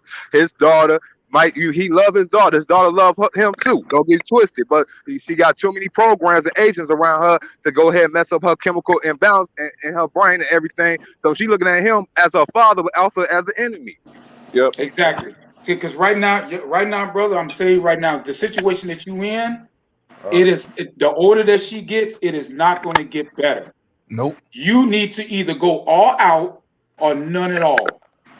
Either See, get boys is completely out of her different. life, right? Either get completely out of her life or do every damn thing you can do to get your daughter. And get as much You see time that how you these chicks on can social get. media talking about they wasn't raised by their daddies, and that's the way they act. That's why they can't respect no man. They can't take leadership from no man. They shit. They only want to go ahead and look at us in our eyes in a respectful way. They go ahead mean mug us, turn their nose up against us because they feel like a man is a utility and not a commodity. And we got to do them as such now in this 2020s. Your baby mama, your own mama, your grandma, your auntie. Hell, it's got to this point that us black men or men in general in the society have to keep our veins cold, our heart cold, and our mind colder. Yeah, you're going to have to get he's going to have to get real cold. He's going to have to get cold and play the game real cold. Because that's the way it is. No, that's 100%. You want to play this game cold, bro. Either play it cold or don't bother with it. Yeah. Because right now, the way it is, and I'm not blaming them. I'm not blaming you because you didn't create the situation. But the situation is still in your responsibility nonetheless. Yeah. So you either gonna have to fight it with every tool, weapon, and bat that you got, or don't fight it at all, bro. Don't even bother with it. Because all you're gonna do is just gonna make the situation worse for your daughter and yourself. You're gonna worry yourself to an early grave if you don't either fight or flight. Take flight or fight this shit as much as you can, because your daughter it is not going to be good for her. Yeah. This every now and then and all of that is not good for her. Yeah, I was telling my fiance the same thing, like, because I kind of been chilling, like I told y'all, since like Christmas. I ain't really seen her. I call her a couple times a week. It ain't been no visits and shit. And she's like, why aren't you going to court? Why aren't you really fighting? Because the shit drains me. You know what I'm saying? And sometimes I do need to take a step back and reset. And I'm considering because that shit don't sit right with me, man. Like, that's cool for some people, you know what I mean? Like, handle your candle and shit, but walking out on your kid because a bitch made you mad, that shit don't sit right with me. I'm not really built like that. You feel me? That shit ain't really for me. And for me to act like hey, you might not be built that way, but goddamn, you got to learn today, bro. Hey, nah, man, because that shit like them, man. They did the brother. Look, I hear what y'all saying. I completely understand, and I appreciate and I respect. Can I ask the brother a question? Point of view and shit. But look, man, I be in these family courts. I've been in the motherfuckers 3-4 times a year for the past 4-5 years. The judges know me. The motherfucking security clerks know me and shit like that. And for me to act like these niggas that act like these BMTs, I don't want it. I can't fuck with that. Because when I do the shit like you, that make me like you. I'm not like them. I don't want to be like them. I'm cool. I don't want to go, oh man, this bitch made me mad. She fucking up my baby. I need my baby with me. Nah, man. The state of California, they can't always tell you what's best for your child. It's the only child I got. Ain't nobody handed me no fucking manual on how to be a parent. So, man, I'm doing I'm going based off what I feel. Y'all feel you keep them veins cold and shit. Like, this shit don't bother me.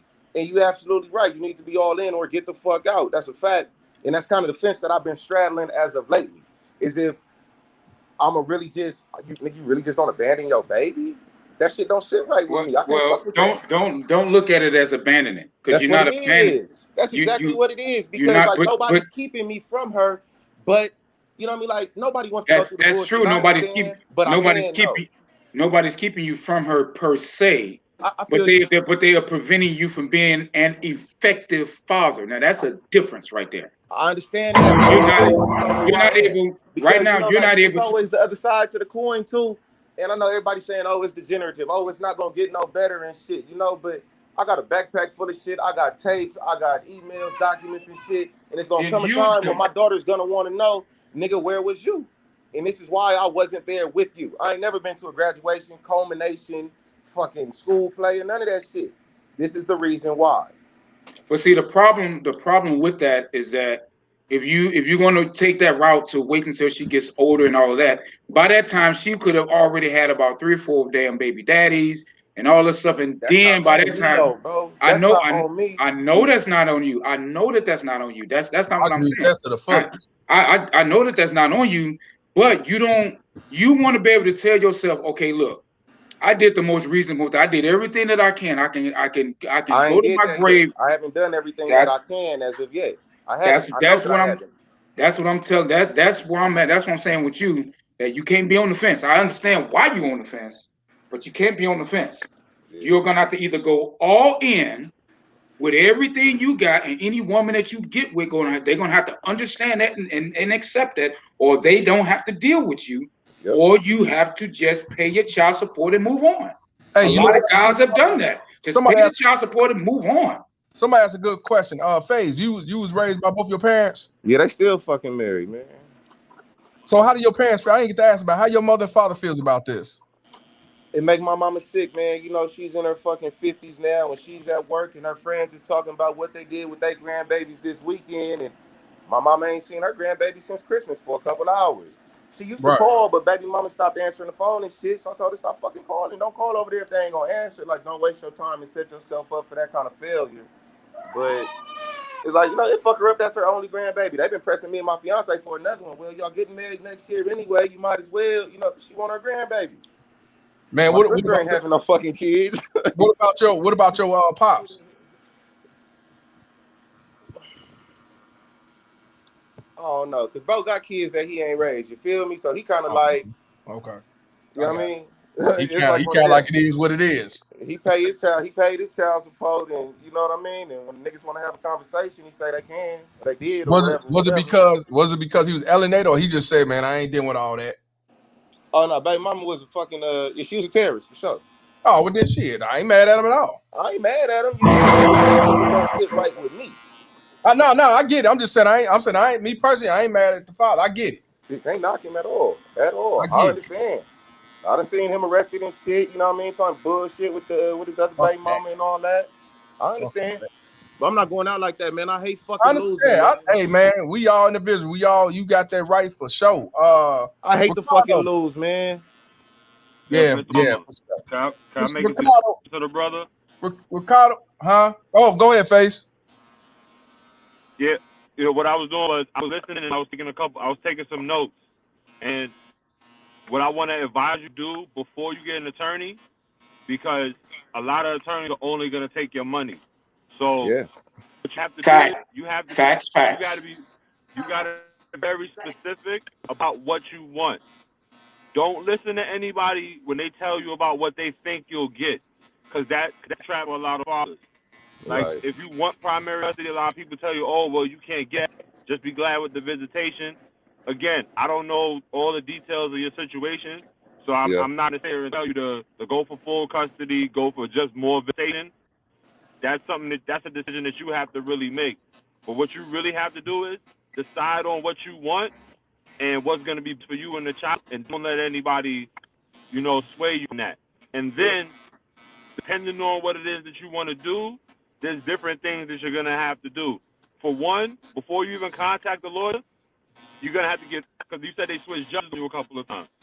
So what you got to do is you got to get all your case numbers, even change them.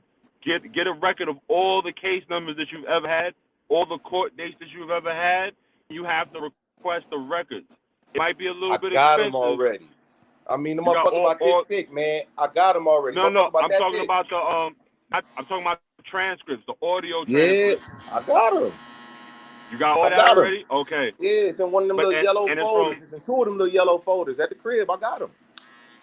Okay, so you got what's that, next? Because I got that. What's so then, what do I do after that? That's like your case file. It's basically like a case file. Right. Ever since she ever opened up the case up until our very last court date, it got transcripts, minute orders, recommendations, evaluations. It got everything involved in that case is in that packet at the crib. What's next? All right. Because I really don't know what to do next. Here's the thing. It honestly depends on what you want.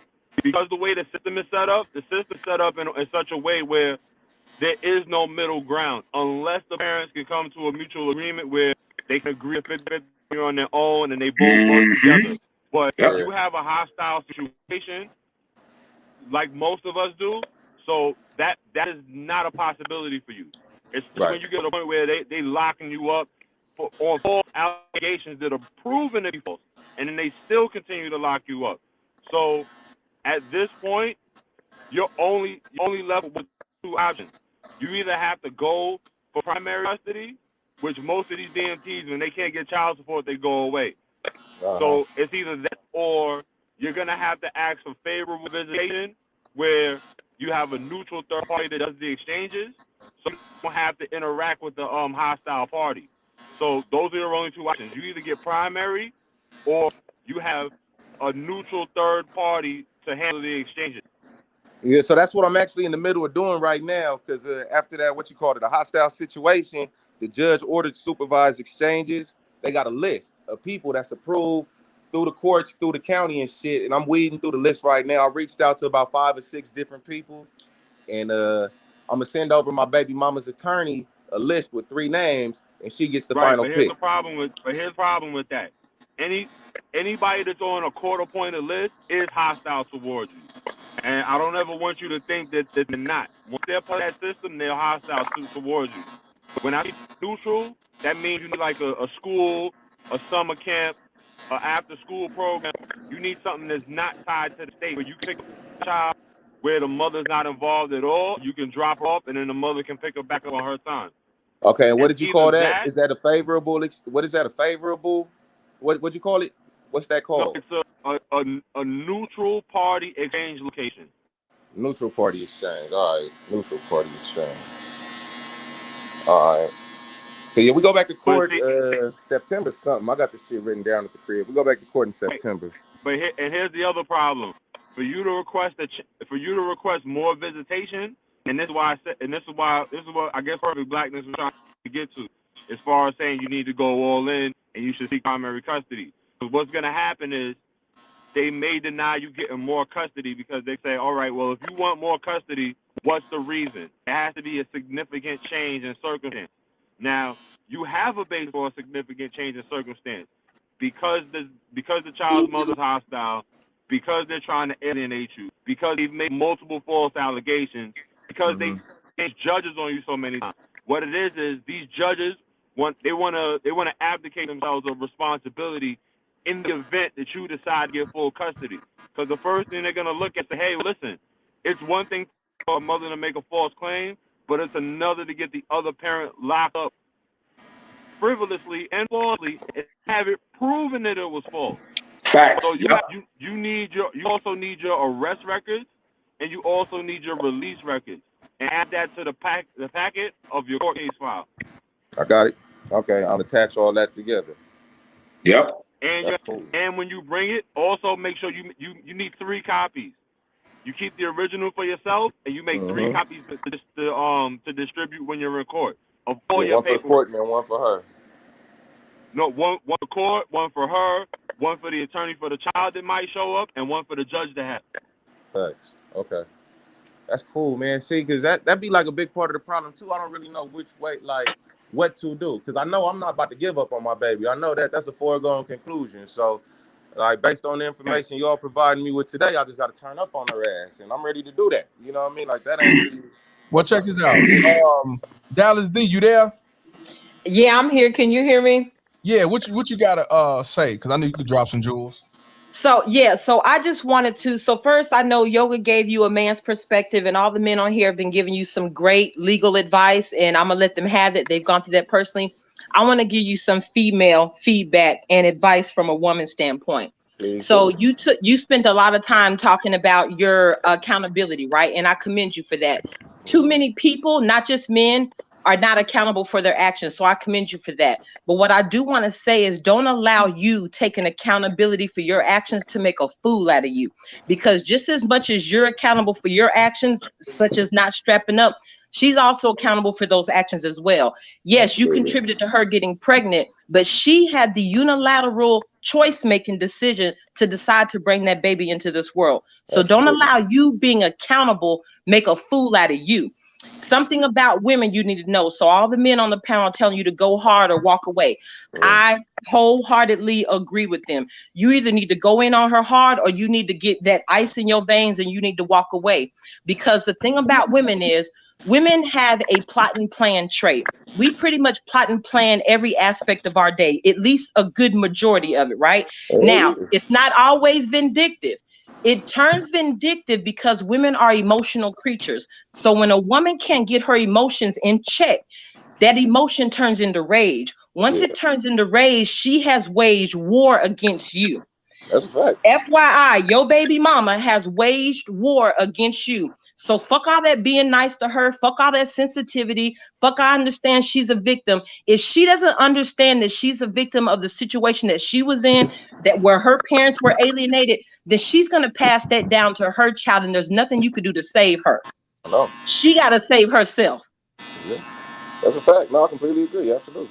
So from a woman's standpoint, don't give her no easy outs. Don't give her none. She's just as accountable as you are, even more so because she had the unilateral decision making in whether or not that child got brought into this world.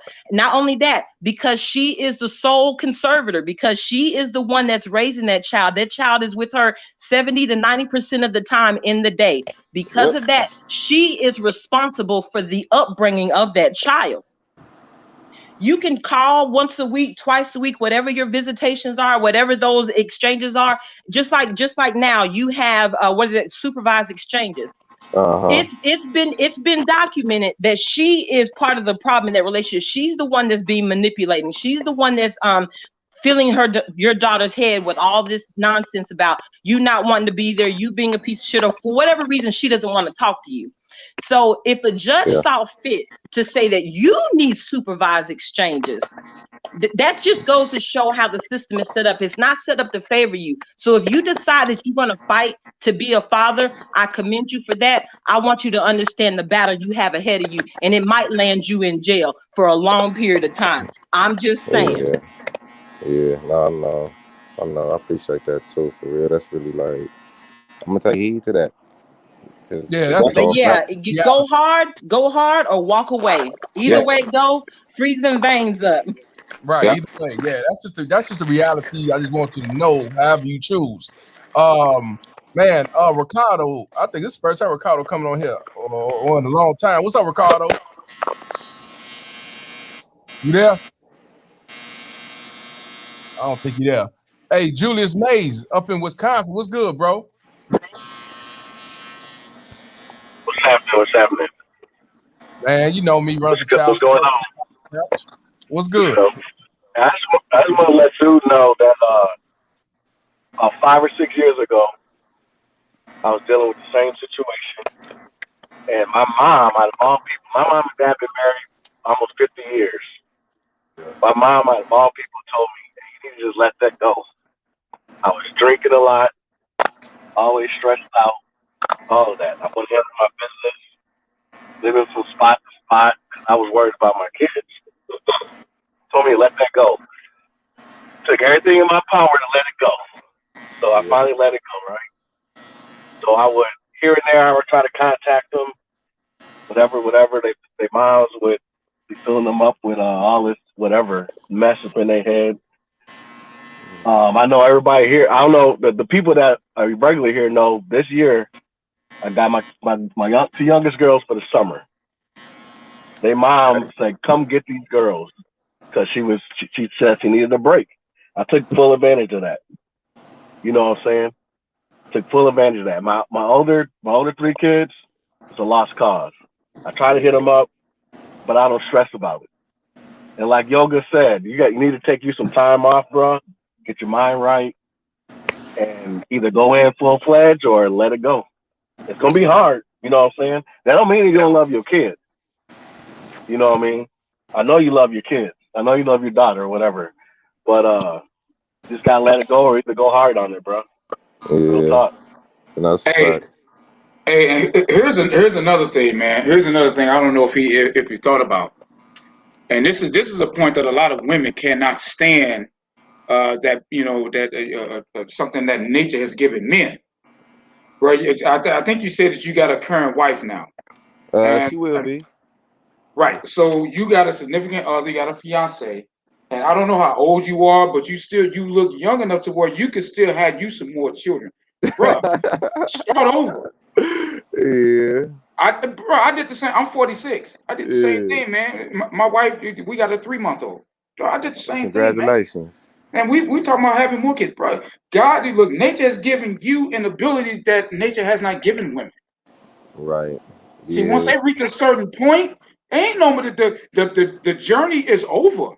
Ain't no more having children. Yeah, that clock be ticking on them. That's for sure. But you got the ability to start over. Take advantage of that. Yeah. But when it comes to your firstborn, you're gonna. I do agree. Take some time off to get your head straight. I do agree with that because you can't go into this, not knowing exactly where you're going. Right. But you're going to have to do one or two things. You either got to go full fledged in this, or let it go, bro. Pay the child support. Consider it as a permanent bill until she's 18 or whatever the state laws is there, and just move on. Start over with another family legally, and man, and move on, bro. And if your firstborn, just like I tell my daughter, she's 9. I tell her all that you want to be a part of this, you can, but you're not going to bring that energy up into this house because there will be consequences. Period. Lord, don't bring that mess up into this. Your mother don't run this house. So whatever she told you to do, that's fine. Don't do it in here. Right. The rules are there are 2 dictators in this house, and you're not one. That's a fact. So, bro, start over, man. You got the ability to. You got a woman who know about your situation. I don't know what her situation is, but bro, start the hell over. Have you some more children. Don't sit and think about this. You got an opportunity. Okay, that situation didn't work out. You know what? I got an opportunity to make more kids. Take that opportunity too. You can make kids until you can make babies until you in your 80s. Yeah. Yeah, no, we're gonna have some. You know what I mean? Not right now and shit. But we're gonna do that. What the fuck? Hey, I appreciate that. Hey, Ricardo, you there? What's up? What's up with it? Can you hear me? How you been, man? What's going on with it, man? I've been, man, I'm just listening to the game, bro. Listen to y'all, you know what I'm saying, give game and whatnot. So, I'm just trying to, soak all of it in too. I'm going through the same thing, but I understand what bro talking about, you know what I'm saying, fighting. I'm on the same way, bro. You know what I'm saying? I mean, try to fight first.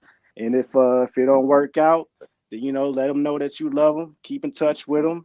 You know what I'm saying? At the same time, and take your rest and come back, whatever. But yeah, I'm on that too, man. It's the memories, man. You know what I'm saying? Once you be around your kid and you develop the memories, man, you don't want to just give up on that. You feel me? So yeah, man, fight, bro. Do what you gotta do, man. I understand. Trust me, I understand. That's a fact. So the fellas, I understand. We got my boy Cincinnati up in here. Yisrael. What's up, bro? Hey, Mr. Palmer, real quick. Go ahead, D.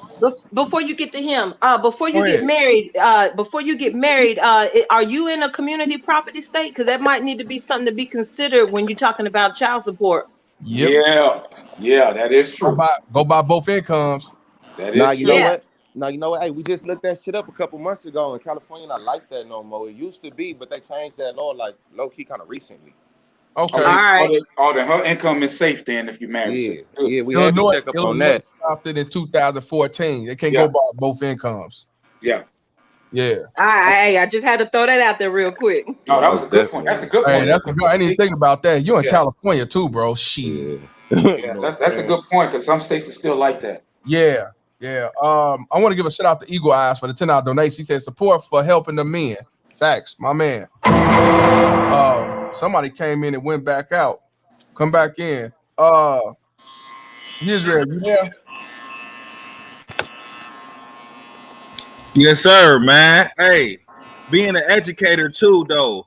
When I heard that little 10-year-old girl, I know that's what I'm talking about. That's why I don't like baby mama terrorists kids. It's either they gotta get the fuck out of my classroom or I'm leaving. I tell them, either I leave or that baby gonna leave because she's talking to me crazy. All right, for real. I know what it is. when they You a got teacher in high fathers, school, when they right? got people that are respectful, man, they get the best grades, even if they ain't do the best work. I ain't even gonna lie to you. That's fucked up to say that. But the ones that be on the best behavior, the ones that's respectful, they can do whatever the fuck they want to do. Exactly, But these low life little kids up in there talking back, oh, I ain't gotta do that. Oh, we gotta do all this work today. Don't want to do shit. Man, I already know the attitude of them little ass kids. That's what I'm saying. Baby mama terrorize the damn teachers. We You know can't. what? Let's talk about it. You know what I'm saying? What grade you teach? I never thought about that. Man, I teach high school. I teach high school. I know. Actually, a credit recovery school. So it's the whole from 9th grade to 12th grade. Okay. These are dropout. I'm talking about dropout recovery school. So these kids come to the school. They already don't want to do shit.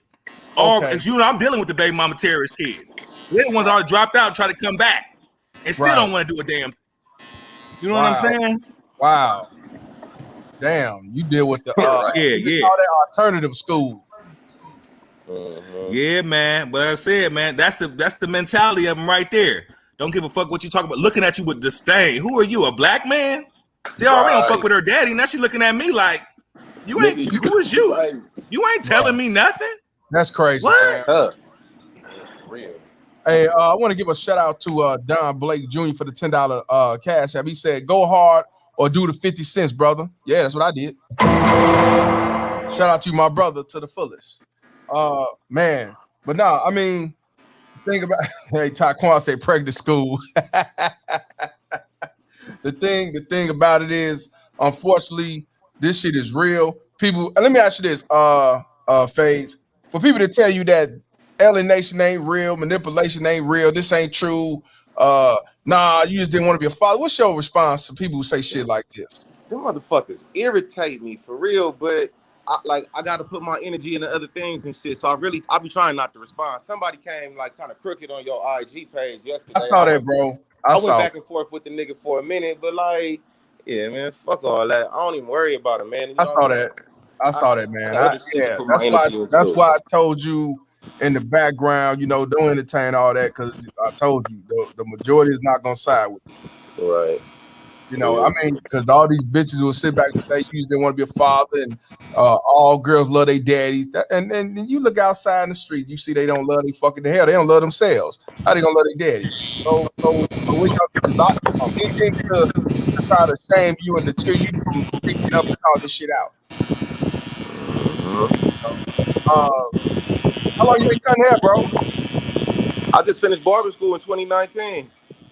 Where you at? Because I got a couple people in Cali that's out there, man. Maybe you know what I'm saying, they come out support you, because you was self-employed out here hustling grind. I saw your pictures, man. I'm like, man, you looking like a pimp, man, looking good out there. You know, cutting a lot of people's hairs, man. You do got some status out there, I see.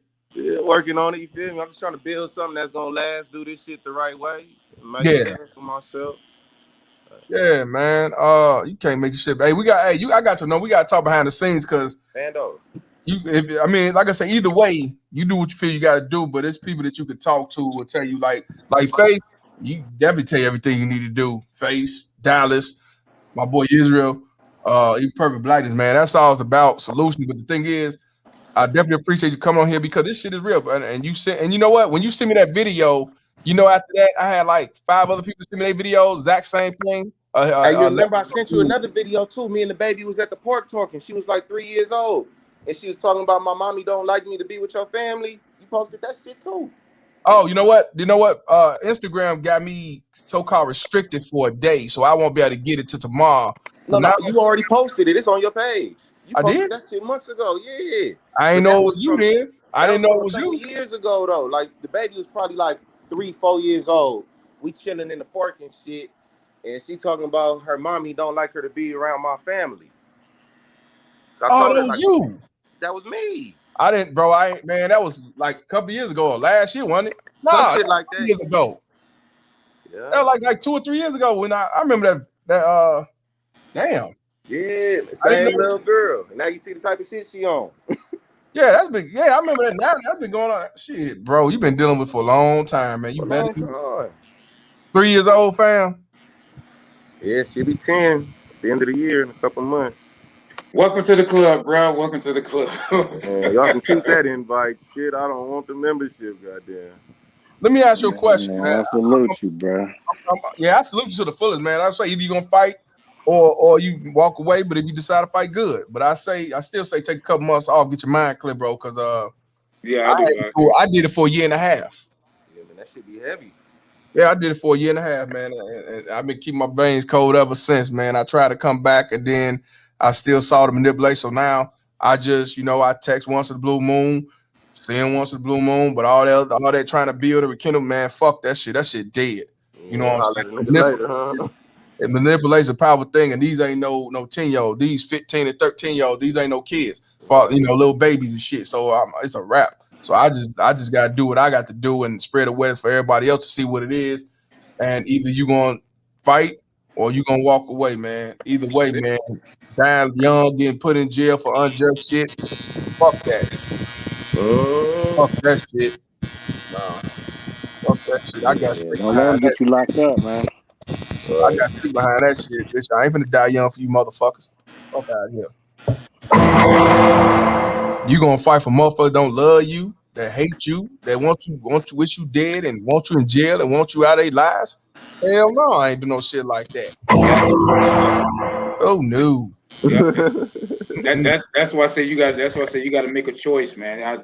You at some point you're gonna have to make a choice. Do I want to deal with this and go real hard head in it, or just what? Just pay the state their child support and just move on with the rest of your life, bro. Yeah. That's how I mean. My mind been kind of made up, because I figured if I was gonna walk away and just walk out of my daughter's life, I'd have did this shit a long time ago. So talking to you gentlemen this afternoon and shit, like, it just made me realize that, nigga, it's time to turn up. I just gotta go a little bit harder. That's all. Yeah, I understand. Yep, you do what you feel, do what you gotta do. Just make sure first you just take a couple of months off to yourself and get yourself in order. Yeah, man. I'm trying to build this brand up. You know what I mean? Make sure you plan. If you're going to go hard in on it, make sure you get everything planned, got all your documentation right, and also make sure that you're keeping your life straight, because you can't go hard in on it if you got all this other stuff in the in the background, something that can be used. You got to be, if you're going hard, if you're going to go full fledged in it, you got to be damn near perfect. Right. They can give her, they afford her all kinds of room to make whatever mistakes she wants. Right. She's already made a whole bunch of mistakes that I hope that you got all that documented. So when you start going full fledged, they can't turn around and point no warts at you. Oh yeah. I got I got motherfuckers taking screenshots about he got a YouTube, he got a IG. I don't give no fuck. Yeah. What the fuck? Yeah, I got he begging for money. Yep, sure is like a motherfucker. Hell yeah. I'm all yeah. What you gonna do about it? I'm saying, I mean, you got yourself a business there. Look, Mr. Palmer and the rest of them, some of these other, they can show you exactly how to protect that business. So they can show you how to protect that. You know what I mean? Yep. So look, there are some avenues for you to go. You know what I mean? But if you're gonna fight, dude, make sure your shit is clean, your nose is clean, you ain't dealing with no unsavory characters you don't need to be dealing with, because people who can really mess yourself up. Right. So because they're gonna be looking at that. As shitty as it is, they're gonna be looking at everything. They're gonna come out to your house. Man, the people have been there a couple times. They're gonna come out to your house. They're gonna come out to your house. They're gonna be looking in your refrigerator. They're gonna be looking in your bathroom, looking to see if you got mold. All kind. I know because I did it myself. He got a PPP loan. He on YouTube every day begging for money. Yeah. He sleep on the couch. Yeah. So you're gonna go for that full. I'm gonna tell you, I encourage you to go for that. Go for the full gusto. And watch the camera activities. Now, now here's man, she go on Instagram. Look, if she used to screenshot shit on Instagram, I used to post bullshit on my personal page, but she would go and take screenshots off of other pages that wasn't even me. Like, wasn't even me. Somebody breaking down some weed on a magazine. I ain't gonna smoke no weed that look like that, Judge. Now here's another thing, and this is something that I had to do, that I do now, that I got going on now. When you, even before you get your achieve overnights. Mm-hmm. This is a hard lesson that I had to learn. Before you get overnights, you need to get cameras in your home, bro. Got him. Get that good. Got Yes, him. If you sir. already invested in that, good. Have Yeah. one in your have a rear view camera in your car, the one that's going to record the cam. I mean, in the cab and forward. Okay. Have one of those because that also protects you with police officers and Oh, traffic the stops. dash cam. Yeah, most definitely. Right, get a dash cam, but have a video, have a home security video system. You got to invest in that. You can get that. You do that stuff now. When you get your overnights, bro, you ain't got to worry about a lot of mess that I had to deal with. Man, I had to deal with some shit. Oh, you already know, man, because she already coming with the false abuse and Yes, domestic shit. The next thing you know, check somebody them then came in cameras, the bro. room and tried to touch you and shit, man. I already know. Also, if you get an attorney, make sure your attorney has IP access to it, or another third party person who can have access to it just in case you get arrested, and that person knows how to go into your camera system and pull out data. Got you. Yeah, that's what I did. That's what I got mine set up that way now. Yeah, you got So to. Yeah, the shit so don't if do you I no good in jail. You exactly. can't get to it. Right. So if something were to happen, my wife and I got a backup person who knows how to go into the system. They know how to access it via IP, and they can access and record things, and they can put it on thumb drive and give it, just in case I get arrested. Because you can't help you get arrested. Right. But you can damn sure defend yourself with your own stuff. So if you don't have it, get them. And I encourage that for all brothers going through the same thing. If you're in a custody battle, you need to invest in the camera system at home. Does You Cali do allow you to record other people without their knowledge? it. That part I do not know. If it's in your home and in your car, and I think this is pretty much in all states. If it's in your home and in your vehicle, you don't need their permission. I know Permission? Well, then, if in that's the Illinois, case, you have to. I would do nanny cams. I would do hidden cameras as well, because that way, because at first when you start getting the overnights, the daughter is going to act out. The mama's going to be calling her on a cell phone or having private conversations in a room. I would get the nanny cams. Yeah, you can do that. In Illinois, what you have to do, if you got them in your home, you have to put stickers, to let people know, hey, there are 24-hour cameras in the state. That way people know when they come in. But other than that, you don't really have to give anyone else any phone. Even with the police, you don't have to turn off your dash cam. That is within. They treat it like within your home. They can't tell you, well, I don't want to be on video. Well, too bad, you're in my vehicle. Right. Okay. So you have every right to put a camera in your home. And I don't know how California law is, but I do know pretty much in all states, if you got a camera in your home, you don't have to stop it from nobody, and you really don't have to tell nobody. Oh, the ones in the crib? Yeah, the ones in the home, yeah, you can put as many cameras in your home as you want. That's why a lot of professional athletes got them. Entertainers got them. That's why they have them, to protect themselves. Absolutely. And protect your significant other, your wife and others. It protects everyone. And what you do, if you have them, somebody got a lot of wind. If you have them, don't tell your daughter. Don't tell her. That's why I said I would talk do about it. nanny cams, because you can hide those all over the house. They sell them that look like wall sockets. You can have them all over the house. Nobody will know no different. Nobody knows. Sure can. I used to have one in a pen when I would go pick my daughter up. When this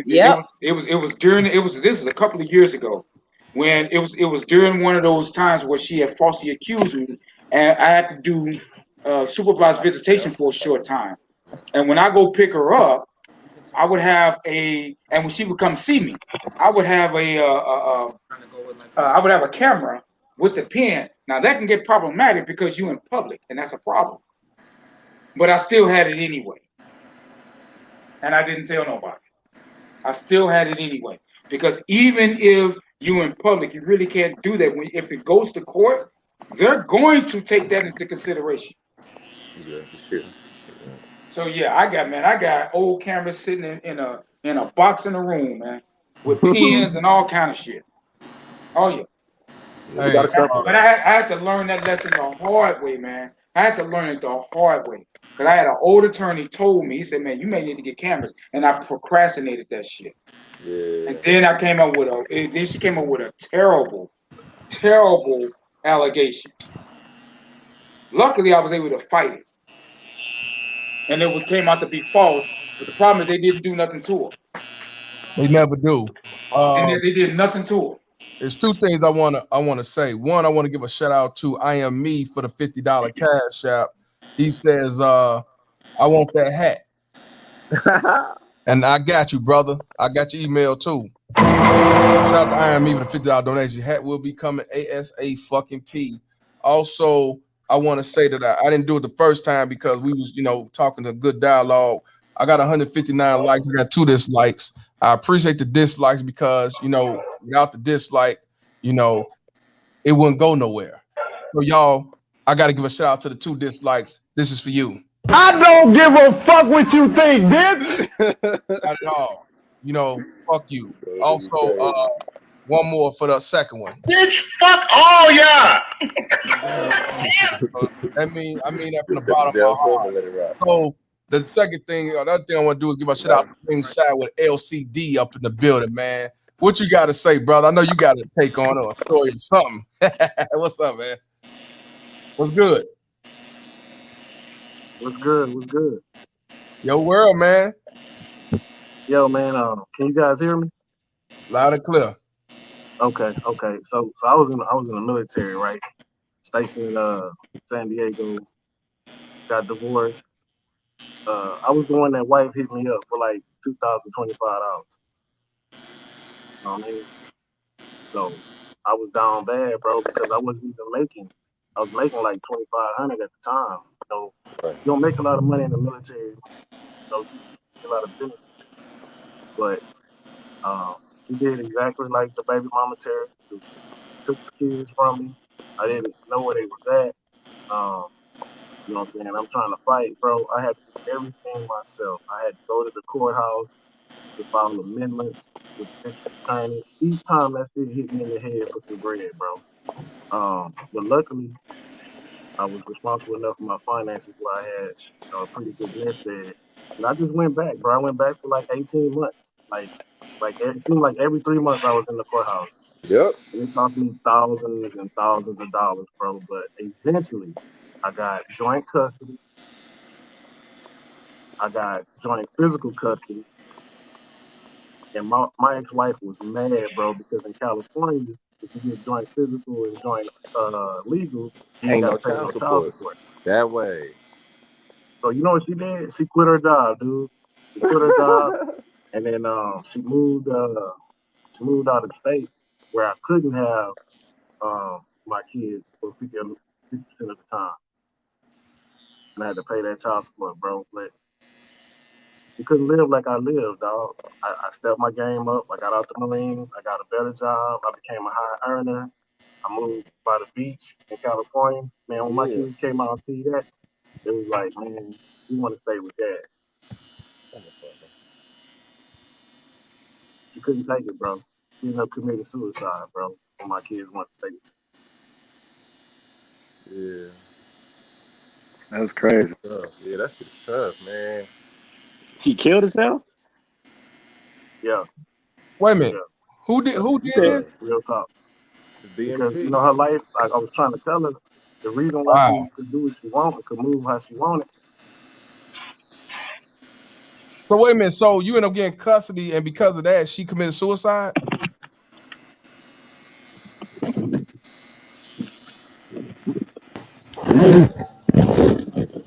Yeah, I think that's what he said. That's what I got. Yeah, no, what? Because before I got the custody, she wanted, my kids kept wanting to, I was flying them across the United States. They moved all the way to Georgia, bro. God damn. All the way to Georgia.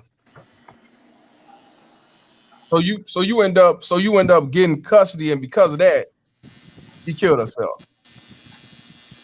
Yeah. So what happened was my kids, they wanted to stay with me.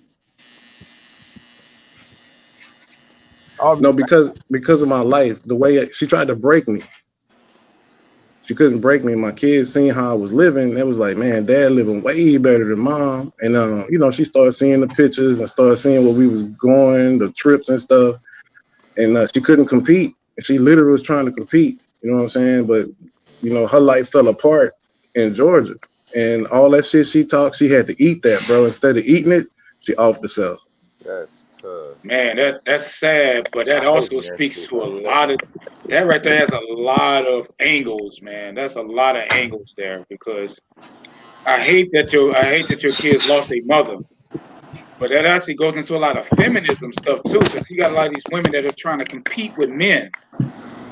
And here is a prime example of a woman just not able to compete with a man in a certain level, and she just took herself to her own demise and Right, right. took herself away from her own children. Yeah, it was rough, man, because I didn't cheat. You know what I'm saying? I wasn't messing around or nothing. You know what I'm saying? But the thing was, I was in combat a lot, right? And she literally told me, dude, out of her mouth, What she's branch like, did you in? I was in the Marines. I was in the Army. I was in the Army 10 years. So You know what I'm saying? Thank you for your service. Right. And you gotta say hoorah. So we say hoorah, Yeah. you gotta say hoorah, yeah. Yeah. So yeah, man. So she literally told me, like, on my 4th combat deployment, like, out of her mouth, bro. She told me, she's like, I get stuck with the kids for 6 months at a time while you out on vacation, bro. She literally said that to me. Dude, you heard me right. I said this was the first time like I had cussed out in a long time. I was like, bitch, vacation. I gladly switch with your ass. You know what I'm saying? And I'll be a house husband. You go do what the fuck I'm doing, man. And you see if it's a vacation, bro. I used to be in Al Taqaddum, Iraq, waiting. Listen, I'm up at 2:00 in the morning because I got to be at work at 4:00 in the morning. It's a half a mile walk to where I'm working at, down the trail. So I get to where I'm working at. You work 12 hours, bro. 12 hours. I got a decision to make. Do I go eat or do I go get in that line with about 2,000 service members and get on the phone and try to call home?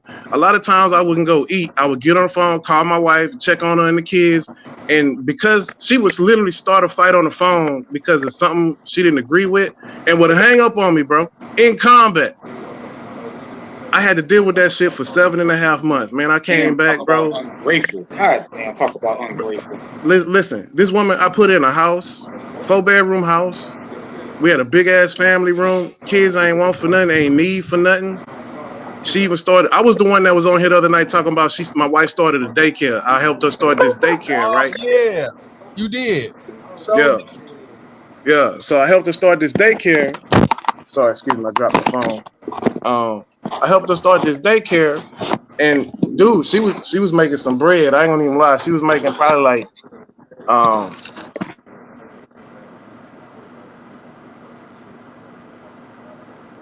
she was making probably like, about $2,000 a week. You know what I'm saying? Cash money. People, they get paid every Friday. And I was like, damn, $2,000 a week. I'm making with my BAH, they give you a little extra money for having a living off base and for food. I was making probably about like 3,200 total a month, right? She making $2,000 a week. Next thing I know, bro, she started, the clothes started changing. She started talking to me strong. Now we had been together for about 14 years at this point. You know what I'm saying? Married, 1 woman, 4 kids, all by the same woman. Right. She started listening to them wives, bro, on base, talking about, when their husbands go overseas, get yourself in shape. You know what I'm saying? Get yourself in shape. You'll look better. You'll feel better. You'll start getting looks. See, what I learned was these women want validation, bro, from other outside sources, but not realizing everything they really want and need is right there at home, but they don't appreciate it. You know what I'm saying? She got them other women in her head, and then she got in her mind that she could do better without me, bro. And that's when shit took a turn for the worse. My car broke down, and within a month, my motorcycle, I blew a rod on my motorcycle. I had no transportation. I called my wife. This is my wife. I'm like, hey, babe, I need a ride, man. I'm stranded here, such and such. She's like, well, and this is before Uber. She was like, you better call a cab because I'm out and about. Now, this is my wife. You see what I'm saying? Wow. I couldn't even get no help in the end for my wife, so I knew it was over. Then I find out she didn't file for divorce behind my back. And if anybody in the military, when your wife file on base, you can't go to JAG. You got to go see another lawyer outside town. You can't, it's whoever filed first. So it was like a year. She wanted this. I couldn't afford that. She wanted, okay, I don't want this. I want that. She just kept switching everything up. And every time I went, it, like I said, to change something that cost me money, it got to the point where I'm in San Diego. The lawyer said, he started knowing me by my name. He was like, Mr. Moore, you here again? I was like, some shit I got to do. He was like, well, let me see. He looked at my paperwork and he said, what is it you want, Mr. Moore? I said, man, I just want my kids every other week. On the odd number of years I get Christmas, she get Thanksgiving. On even number of years it's vice versa. I don't see why I can't have that. He's like, don't worry about it. Just pay your money. Man, just for that amendment was like $450. You know what I'm saying? And that's one amendment. One. I think I went to that courthouse 6 more times to get everything like I wanted. And it got to the point where she wasn't showing up to the courthouse. They would do a phone call and she would try to tell them, she would try to make some kind of excuse up to why I can't have my kids every other week. And she couldn't do it because I never was abusive. I never was like drinking no alcohol, on no drugs. I did everything right, bro. And it still took another like year for them to give me what I wanted. And they only did that because she moved to Georgia and she took my kids. I had to file a motion of just cause with the district attorney to get them back. You know, it was a fucking struggle, man. And each time, all she was trying to do really was trying to like hurt me, hurt me with money. But and with my kids, that was the only way she could slow me down. But it backfired because she ended up making me look like Superman in the courthouse. I put all that leg work in, and it all, about $12,000-$13,000 later, and I had to take her debt. I had to inherit her debt, which was like over 50 grand in the state of California, and I got everything I wanted, bro. But it was a fucking journey, man. It was tough, and I stood fast. I had my dad. I don't come from a single mom household. I had my mom and my dad. My mom died off early, but my dad raised me, and he was putting me on game. He was just like, look, this is what you got. You a man. You got to handle shit like a man. This is what we got to do. You got to do it the right way. You can do it the fucked up way, but all you're going to do is hurt your pocket and your time in the process. So I did everything. See, that's why a father is so important in a child's life. It don't never stop. It don't stop from the time they born to the time you die. And even after you dead, the things that you teaching your kid, they're going to still refer back to in their own life. So I find myself doing it. And I just want to say, shout out to Ray C, Mr. Ray C, wherever you at, man, for raising me right, because you made my life easy. Thank you. But these baby mama terrorists, bro, I swear. Well, she was my ex-wife and was a terrorist, bro. Same fucking thing. You know what I'm saying? And I appreciate y'all for listening to me, bro. But it was a rough. That young man you had on that early, I'm older now. I'm 44 years old. Listen, I've been retired since 2013. This woman fucked all that up. She could have been living with me by the beach, enjoying our kids, but she fucked it all up. That young man earlier dealing with your situation, you have the power to change everything the way you want. It just takes time and effort. And for the most part, it takes a lot of bread. And that's usually where, our people, we fall off because we don't have the bread to fight that shit.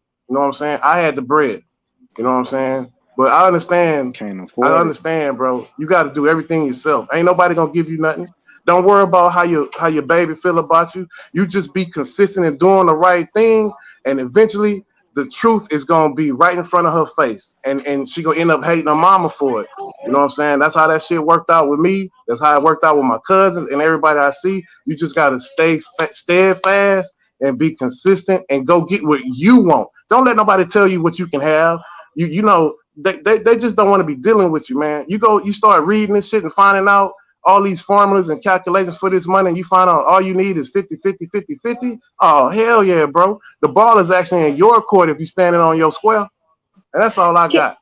Can I say I appreciate you telling that story, and not even so much to reach the men, but I hope that all the baby mama terrorists or any of the women who've ever objected to anything the men on this panel have to say, I hope they really listen to your message, because that is so powerful.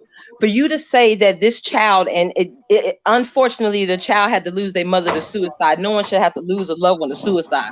But it's unfortunate that it got to a point that you wanted to be a man or compete with the man so bad, and to not find enough value in yourself that you felt like that was your only option. And for all the women out there who are trying to be men, trying to be equal to men, you can't want to be a queen and not have any self-esteem. Any woman wanting to compete with a man doesn't understand the value she brings to society as a woman.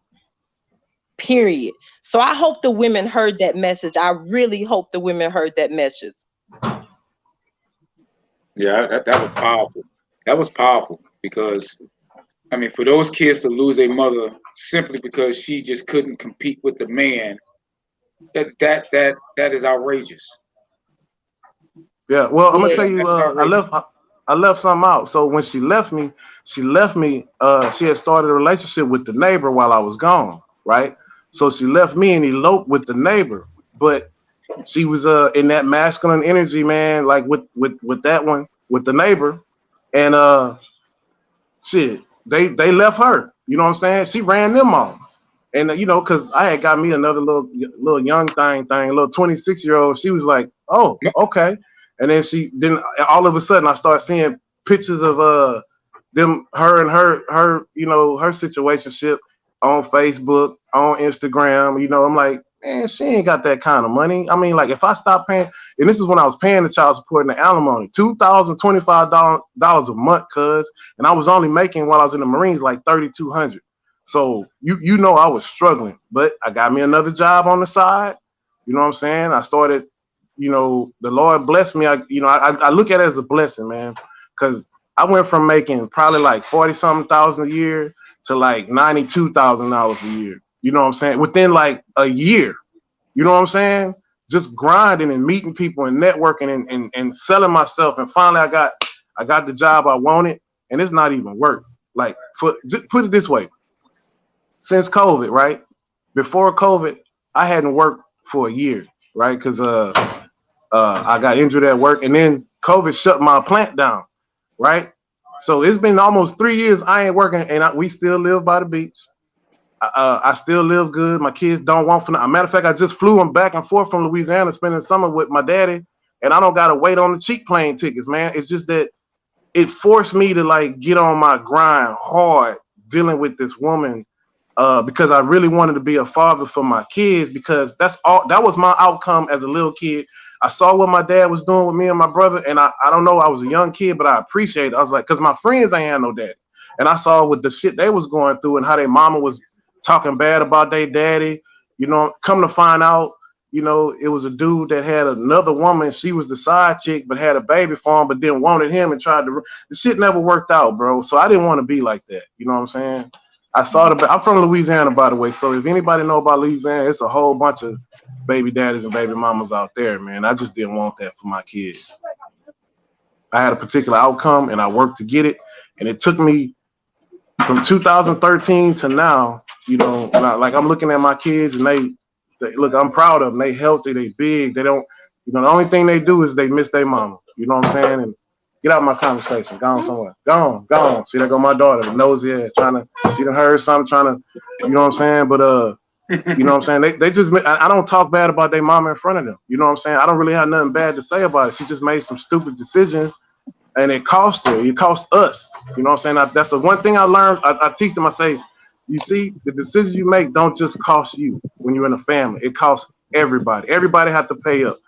You got to pay up with your time, your emotions, your damaged psychology. You have to pay up. So remember, I'm not saying you can't do what you want to do. I'm just saying when you do what you want to do, you have to accept the consequences. And your mama wasn't ready for that. And that's why she did what she did. You know, she got into that depression.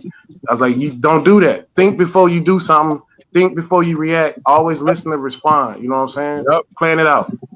Yep. I want to give a shout out to Sergeant Tyson before he speak up for the shout-out donation. I have a Blink cameras in and out of my house with 2 hidden mics and 3 hidden cameras in both of my cars. Facts, you got to do it.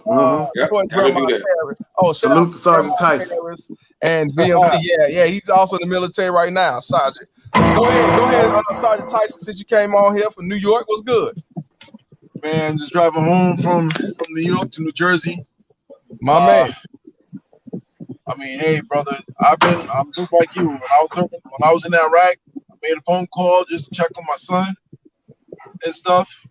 And I called my sister first. My sister said, hey, you got a letter in the mail and stuff, and it came out to be, I tell her open it up. It was child support. Well, I was in combat. Yeah. I was in outside Iraq. child support came in the mail. I'm like, what the hell is this? You was in Al-Assad? Yes. Shout out, me too. I spent a little dirt in there. Yeah. I was there from 2010 and 2011. I did 2 tours. I did 6 tours, man. From 2004 to 2010. I wasn't in the United States a year before I had to go back to some country and do combat. Yeah. So the grandmother lied to the courts, to Georgia child support, saying that I abandoned my son, that I wasn't sending no money. She was getting $2 grand a month out of my paycheck because I was in the I'm in the New York Army National Guard. So every month I was bringing home. I was making like 7 G's. Yep. Out of the 7 G's, I was giving her $2 grand every month, and she just lied. She didn't want to take my son. Supposed to get his health insurance card, including his ID card. She didn't want to do it. All she wanted to do was get food stamps, Medicaid. I was like, how you getting him on Medicaid and he's on my military health insurance? That part. And she didn't want to do all that stuff. She wanted to be she took the lazy route and decided to say, fuck it, I'm gonna put both parents on child support. Put the mother on child support, then the mother was about she's being raped in her paychecks, and the grandmother went back to court, telling them, hey, don't take child support from my daughter, take it from the father. He the one who abandoned his family. At the time, me and the mother was never together. This mother had me on child support. His mother had me on child support since the time my son was born. And after that, I begged her. I asked her, hey, let's negotiate, get off of child support. Let me pay. You know what I'm saying? I was paying for my son's schooling at the time, daycare, books, bought him clothes, whatever he needed. Until I went to Iraq, his grandmother wanted guardianship of him, and I agreed to it. Fine, go down to Georgia, better schooling and stuff for him, because I was born in New York, I was raised in Georgia. Okay. And after that, that's when shit just went downhill. My son had his own bank account. It was all good. I presented his medical insurance and stuff. And what basis? I told his grandmother, why are you down in Bainbridge, Georgia? All you have to go to the nearest military facility, even if it's the Marines. Show him the paperwork so he can get his ID card. Yep. And everything else, and after that, once he gets his ID card, you can go shopping at the commissary, at the PX, whatever. You can get him whatever he wants. She didn't want that. She wanted an easy route. So now, ever since then, I came back home from Iraq. I went back to court just to end the guardianship. New York State Child Support says your son's been down in Georgia for the past 6 months. That's out of our jurisdiction. There's nothing we can do about that. But the thing is, the guardianship was filed in New York. New York. That's not right. If it's filed in New York, then you got to do everything through New York, unless the judge in New York transfers it to a judge in Georgia. I had to go through that because I'm from because we was living in California, but she took my kids to Georgia. I had to go through that same shit, but Georgia wouldn't let them change the jurisdiction. I got it to stay in California. So next thing, you know why they do that? Because they can get more money depending on what zip code they in. Yeah. In Georgia. So now the grandmas. My son is now living in New York. He lives in Queens now with his mother and his stepfather, who I already walked out 3 times already. Now his mother's complaining about, I need money for him to get shoes and stuff like that. I can't. Nothing I can do for you. I'm paying child support to your mom. You need to go talk to your mother to get his child support card, and so he can get whatever he wants. But the grandmother would not give that up. She would not end the child support because she's collecting SSI down in Georgia, plus getting child support from me. That's like $800 a month. And down in York, $800 a month plus your disability check, you get pretty much living good. Yo, man, that's fraud. That's fraud big time. Because like, on what basis, you know, your kid? Like what basis? Like what excuse they giving for you not to, you know, have custody of your kid? She's saying like, oh, you're not a good father. You wasn't there for him. No. See that's what I learned. See, they could say all that shit they want. The court has to decide. What does the court say? What are the courts saying? Yeah, that's what I'm asking. I don't know yet. I have to go back to court again. This time I gotta do it in the state of New Jersey where I live. If I go back to New York, I'm gonna get the runaround again. See, that's what I learned. I learned that the mom can say, or the grandma, they can say whatever they want, but you got to have your day in court. And see, that's the thing. When I was in court, I seen a whole bunch of, you know, dudes trying to, you know, go through the court system, but I also seen a lot of dudes quit. You know what I'm saying? I seen them quit. You know what I'm saying? They tapped out for whatever reason. I'm not judging because I know that shit. It's been times where I wanted to quit too, but you know. A lot of guys just don't follow through the process. They don't trust the process. You know what I'm saying? So, you gotta trust. Now you say you still serving, right? You're in the National Guard. Yes. And has your unit been activated? Recently we was down in DC. 12 hours later after the riots, I was down there. Yeah. See. That if anything that'll hurt you in the court process, that's going to hurt you. Because if you're going for custody, they're going to look at that. They're going to look at that. They are. Because my son is saying he wants to stay with me. I have no problem with that. How old is your son? 15. Oh yeah. Oh well, yeah. Like they can't do nothing. Just if he want to stay with you, just go to court and say, let him tell him you want to stay with him. Yeah, he's at an age to where the courts will strongly consider what he wants. Now, if you told me that your kid was 9 or 10 years old, that's a different thing. 15? Yeah, they're going to consider what if he goes in the court and said he wants to be with you. I don't see how it's going to be. I don't see how they're going to stop it. They would have to like, make him look bad. He would have to be irresponsible, negligible, around violence. Right. He doesn't have any history of like ADHD or anything like that, does he? Nope. Oh, then yeah, man. You good. Yeah, you good. It's just a matter of time, paperwork, and paying attorneys. That's it. That's it. Yeah, when I pick him up, I take him back home with me I'll take him for the week and stuff. This one he had that like online learning with his school. He was having a good time in my house. No problem. But as soon as he get back home, he's like Dad, I want to be here no more. Let me ask you this: How is his grades? How is his grades in comparison to when he's with you versus when he's with the mother? It went better. His grades went up and I pushed over. Then what you need to do is bring those report cards to the court to back that up. That's something that the courts really look at stuff like that. They're real sensitive about that. But wait a minute. The child wants to be with the father, and his grades improve with the father.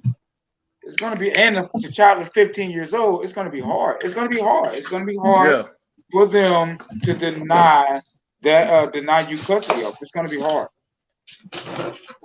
And now I try to get in touch with him, but it seemed like his mother took his phone away again.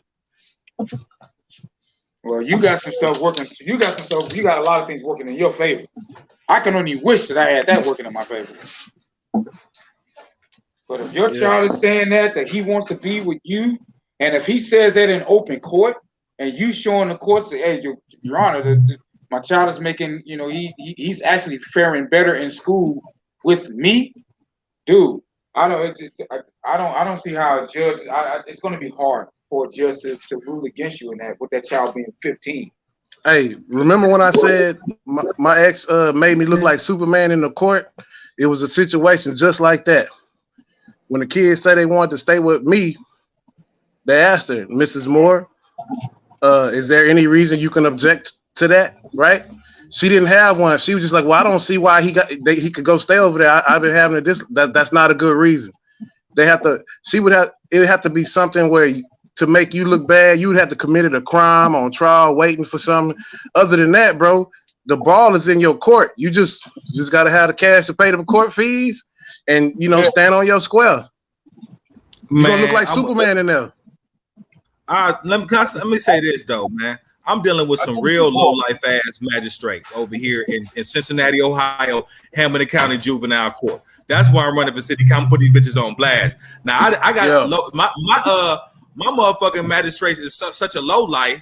This motherfucker, the last 2 hearings, he said he had doctor's appointments, and these are supposed to be contempt hearings. Well, I mean contempt trial where he could try to lock me up, but the documentation I put in is so damning against the mom that now he don't even want to show up to court. That nigga don't even want to show up to court. They thought they had an open and shut case. I mean, they thought they had an open and shut. They didn't push it from January. So now I still can't see my baby, even though if he did actually show up, he would condemn himself for overlooking the shit I put up. So instead, he just say, "Oh, I got a doctor appointment. Push it 4 months. Doctor appointment. Push it 4 more months." These motherfuckers ain't shit. Some of these people is not shit up in that court. Damn, I'm just throwing it out there, man. You can do the right thing, put the right paperwork in. It don't matter for some of them low life motherfuckers. For real. Yeah, you just gotta like. I got a single mother with kids in front of me in a van or Mercedes or something. I'm sorry you got to go through that, bro. You know what I'm saying? I just look back on the time. I seen that happen though. I did. I ain't gonna lie. When I was in, because when I started going to court, it wasn't regular court. It was like family court. It was like a building off to the side, and it wasn't a judge. It was a magistrate. And I seen it, bro. I seen it. I was like, damn, dog. It's almost like the deck is stacked against like men. It wasn't just black men. It was white men, black men, Mexican men. I'm in California. It's hard out here for us out here in California. But I saw it, bro. I seen dudes give up. I seen that look on their face. You walking through the court. I'm coming in. They coming out. They doing like this, just like, man, I'm sick and tired of this shit, dog. I ain't got. That's why every time I go to the courthouse, I sit down with other brothers and other guys. I direct them to the League of Dads, to Mr. Palmer's channel, to Minister Jackson, and everything else. I found Mr. Palmer channel by accident one day, man. I was just going through lives one day and I seen BMT. I'm like, BMT? What the fuck is this? And so I heard him, so I clicked on it and he said, "Baby Mama Terrence." I was like, subscribe. You know what I'm saying?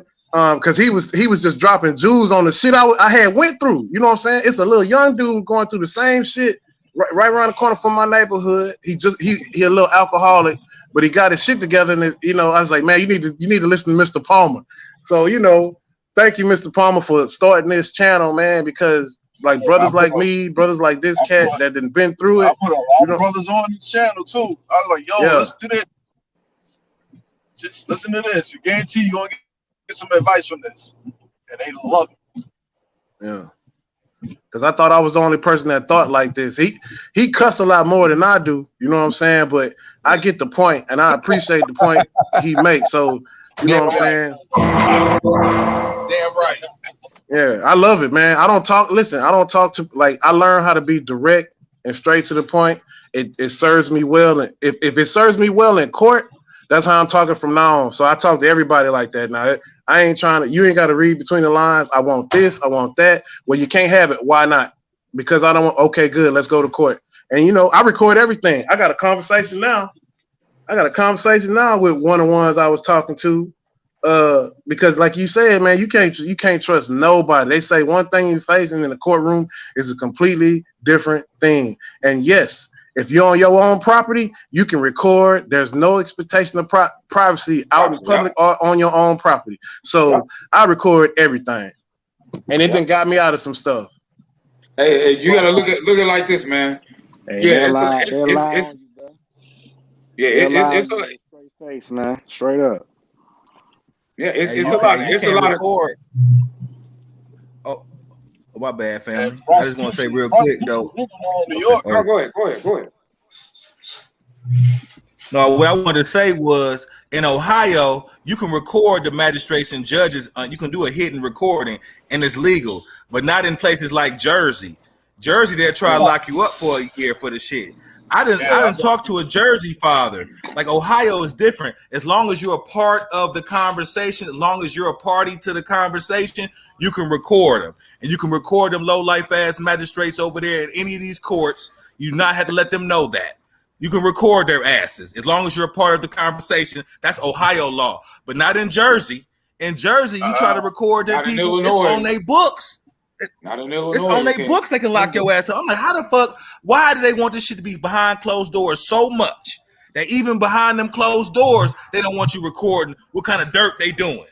I mean, and you know what's crazy about the juvenile court? You listen. A motherfucker go outside. A police go outside today and shoot a nigga. You gonna get that body cam footage. You gonna get the body cam footage eventually. But when it comes to these family courts and the way they come and dog us, they would die before they let you have that footage on how these low life ass judges are doing fathers in these motherfuckers. Does anybody have any footage of that happening? Of how they talk to you? I know they talk to me like a dog. They talk to my vice president like a dog. They talk to fathers like they ain't shit. But I was gonna throw that out there, man.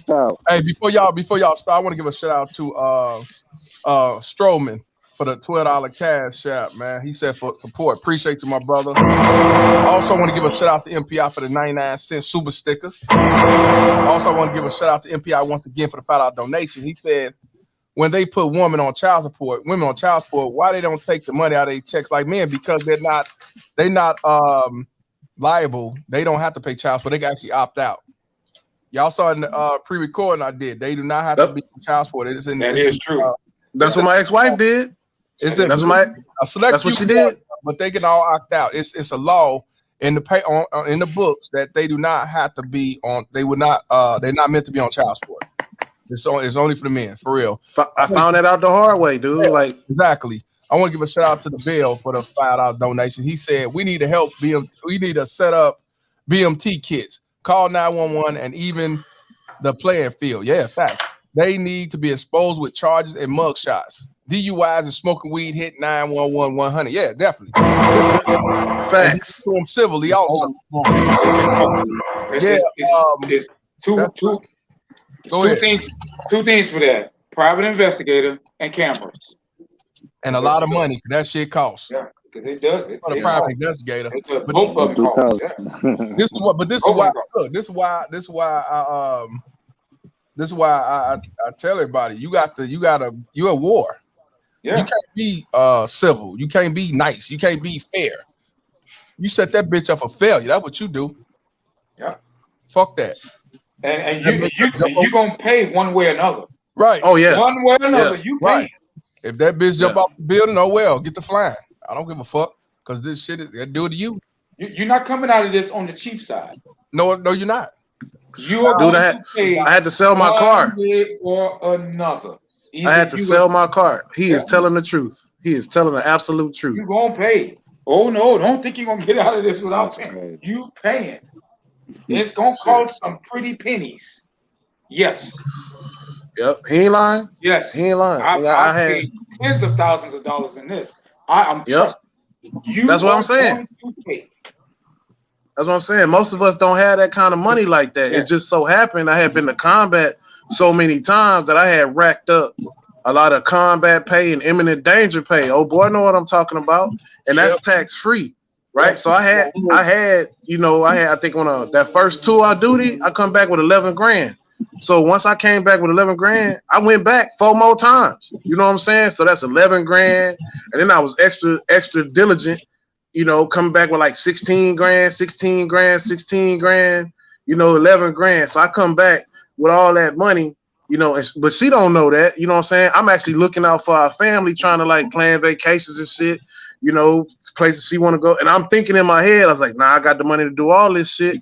But I end up spending 75% of that money in court. Mm-hmm.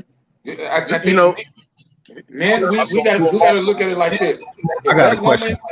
If she is not under your roof under your plans, executing your plans, she's an enemy. And if you don't look at her that way, then you setting your own self up for failure.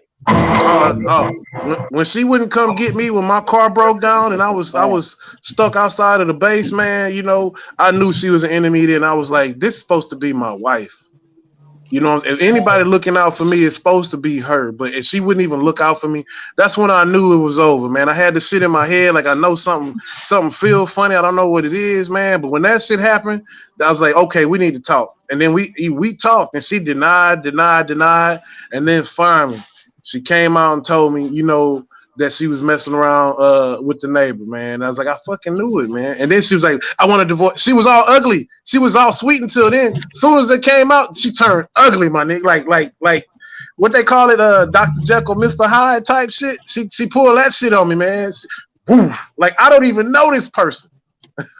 Well, I know, knowing what I know now, if I was in your position, if I was in your situation, what I would have did, okay, I would have made sure I filed first. And that was the reason why. And then when I filed, I would have pushed for to be the primary custodian. Check this out. That way you ain't got to pay no child support, no none of that. Right. She's paying you. Oh, okay. See that's where me and you missed. You didn't hear what I said earlier. The motherfucker that she left me for was admin. So he coached her up on what to do before I got home. She had already had that shit in the works. So when I went to file, I found out that she had already filed. She had talked to so many lawyers, you know what I'm saying? I had to like go to another fucking city to talk to somebody to get this shit done, man. Because in California, all you got to do is talk to the lawyer about a case or something you want done. And say if you the husband, you talk to that same lawyer, they can't talk to you because it's a conflict of interest. So I had to go out of city to talk to some damn body because that motherfucker told her to literally call as many lawyers as you can and talk to them. So I can't talk to nobody. Ain't that a bitch? A simple force. Yep. That's true. Save the day. Yes, a simple force. That's a dirty tactic right there, but it's a very effective. Oh, very effective, man. That's why I spent a whole bunch of attorneys. You talk to a whole bunch of attorneys, give names and all of that. After that, it makes it hard for the other person to even get an attorney. So you're right. They have to go out of that. That is a dirty tactic, but it's very effective. Hey, it just made me strong. It just made me. I had to learn the legal system. I had to learn what I had to do, and it took a long time, man. But and it cost a lot of money. But like I said, I didn't have my kids since they was 6 years old. You know what I'm saying? I do believe that Attorney Dennis Sperling used a tactic like that, if I'm not mistaken. Man, they do that shit on base all the time. After I got into trying to find out what was going on, it's all a fraud, bro. It's all most definitely. For every I'm gonna tell you, for every one successful marriage where these motherfuckers stick together and work it out in the military, right? Because I stayed for most of the time I stayed on base. I didn't stay out in town too much. I can tell you, I watched about 9 divorces. I had a platoon for 17 years. I had a platoon of 60 plus motherfuckers where I had to get involved with their family. I had to know their kids, their wife, sometimes their mother-in-laws, because Marines kill themselves and pick other motherfuckers for you can't just not see a Marine stressed out and not go fucking talk to him because somebody about to die. You know what I'm saying? So I had to get involved, bro. And you start finding out all the shit that's going on. You like, holy shit, this is. See, I didn't know it was fraud back then. I just thought it was just really fucked up. But then, as I got older, more mature, and started reading it, that's fraud. You marry somebody, and then fraud. And then look, in the military they do a lot of monkey branching. Y'all know what monkey branching is? Mm-hmm. Yep. Mm-hmm. So I had to deal with that shit. I'm like. It's crazy how these women got like all of the advantages. They talk about they don't have no equality, and they got actually more shit in their favor than men do. Especially if you're not married. If you ain't married, you ain't got no rights to that kid. None. This is another reason why you do not have your children out of wedlock. Both facts. Facts. Marry before you carry. My daddy told me that. My daddy told me that. That's true. You got a better chance because but you get screwed either way. But if you it's better to marry or carry or get a segment with a contract. Yeah. But it's still a risk. It's always a risk. It's a risk. I see why these young brothers ain't getting married no more, man. I can see it. I ain't mad at them. I want to let me give a shout out to Sleep With My Third Eye Open, $10 donation. He said, keep exposing those baby mama terrorists. I always to the fullest. Right. That was a good one right there, man. I just don't get me wrong. I'm not hating on women. No, I'm just, the ones that do you wrong. No, you just be like, man. Bro, this is a man space. Think of this as the barbershop. It's gonna be cussing and everything else. This is a man space. It's supposed to be a bunch of cussing. It's gonna be that way. That's just the way it is. I ain't worried about it. I'm just not, correct. I'm just telling y'all. I'm not angry about it. I'm just like, I look at it like for example, right? Muhammad Ali said one time, he said, man, you got 1,000 snakes coming at you. But out of that 1,000, 100 of them good snakes. He's like, are you going to sit there and wait to try to talk to the good snakes? When 1,000 snakes? Fuck no, you going to get the fuck out. So that's how I feel about women now. You like, yeah, they might be a diamond in the rough, but I ain't willing. She going to have to find me, bro. I'm not going out there and risking my lifestyle. Especially in California, you get canceled real easy out here. They sue you for everything. At my job, I seen a dude crack a joke talking to some dudes over here.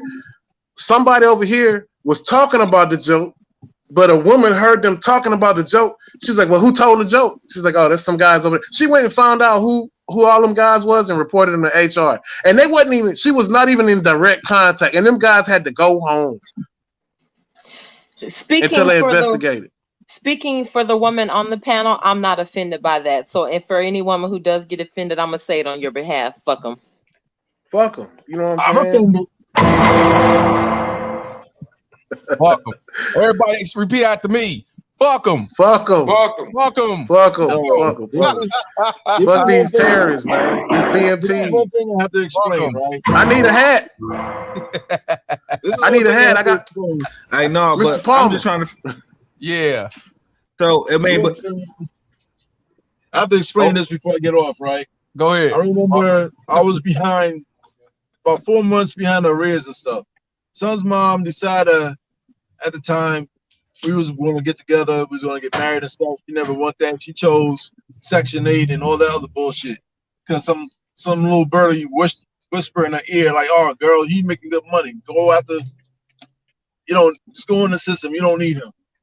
But somewhere down the line, I was on child support. By the time my son was 2 years old, I was falling behind. I was from job to job, falling behind on arrears and stuff. Arrears was like 4.5 months behind. And the judge, she came with a lawyer and a judge saying, like, look, you owe arrears and stuff. How you going to pay this off? I said, Your Honor, I'll figure out a way to pay it off. Let me, I'm working on the next job right now. The mother decided to say, I want the car. And I'm like, hold up, that's my mode of transportation to get to work and back. I want to take my car. We're not even married.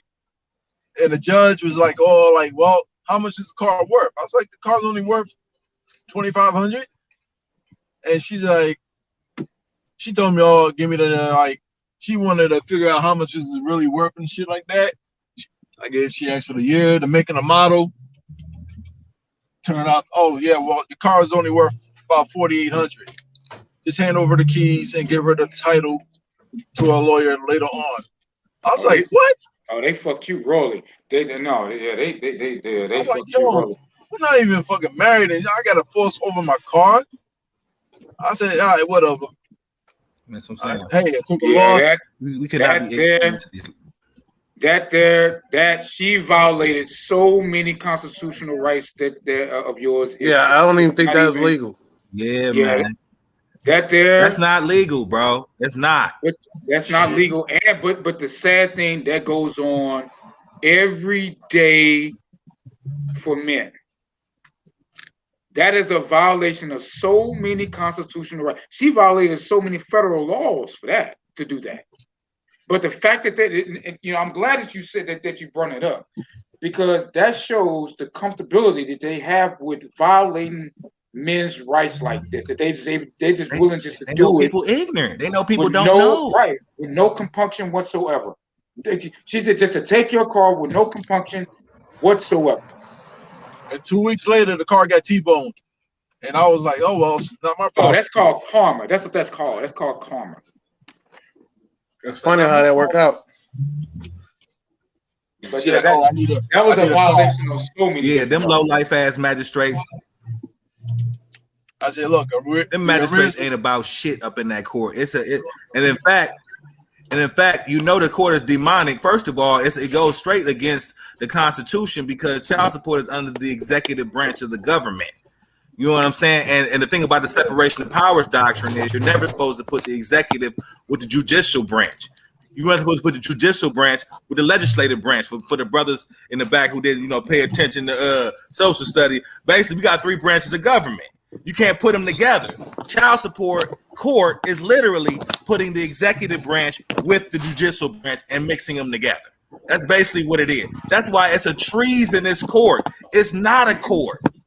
It's a business. It's not a court at all. Them low life motherfuckers up in there, they're contractors.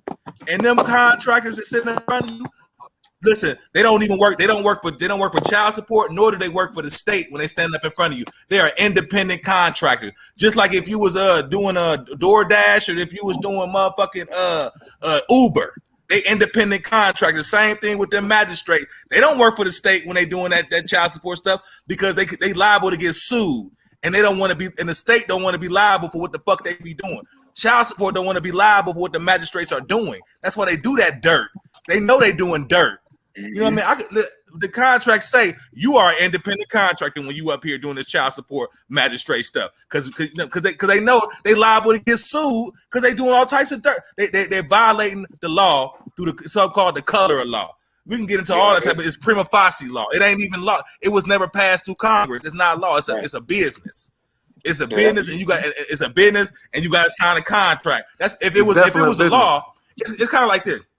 You know how the women they go and do a little they do an application fee. They got to do an application for child support. Then they pay $25 or whatever the application fee. Do you apply? Do you have to do an application for your rights? Ain't no application for a right. Nope. I got a right to free speech. Let me find my free speech application and see if it goes through. Nah. So this right here, it's not a right. It's contract law. They don't have a right to steal your money. They ain't got a right to do none of that shit. Or your put you in a contract without you knowing it. Or your possession. Out here, man. Yeah, or your possession, because that I mean the right at the top of my head, the first right that judge blatantly violated was due process. And I'm also wondering, like, we see all these feminists. These feminists could get together. They oppress. You could obviously see this. Us fathers is oppressed. What forces is stopping us from coming together and mowing this motherfucker down? We're men. We the foundation of this shit. What? I mean, obviously they're not giving us no 501c3 money. Ain't no nonprofit organizations helping us out at all. You can't find them nowhere. With a nonprofit organization where they giving 501c3 money to a place where fathers can go that's dealing with shit we dealing with right now. Nowhere. But what's stopping us? I really want to know what the fuck is it? Well, we need it. We need something. Conditioning. Man, that's what's stopping us because we are conditioned to deal to deal with these and I'm always going to have to get far as the race is concerned. We're conditioned to deal with Black American women.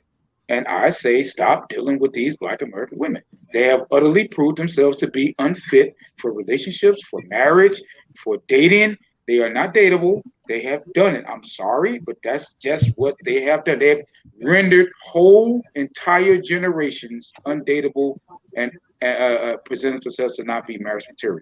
They got high demands. Do not put do not procreate with them. Don't trust your reproductive material with them, because if you do that, you have set them up for at least an 18-year package, stimulus package. So if you do 21 years. Right, some states 21 years, or even 25 years, depending upon the state laws go. So if you do that, just beware, you are setting yourself up. So what do? One of the things is just leave their ass alone. You damn right. Deal with other women of other cultures who are not likely to do this. I'm not saying that they won't or that they can't. Of course they can, but will they be likely to do this type of stuff? Not really. They're not culturally conditioned to see men as adversaries and to see them as sources of income. They're just not. So if you want to know, you ask, well, what do we do? Stop fucking with them. 100%. Leave their ass alone. I know some guys that may hurt because they got sisters, they got daughters, like I do, they got mamas. I'm sorry.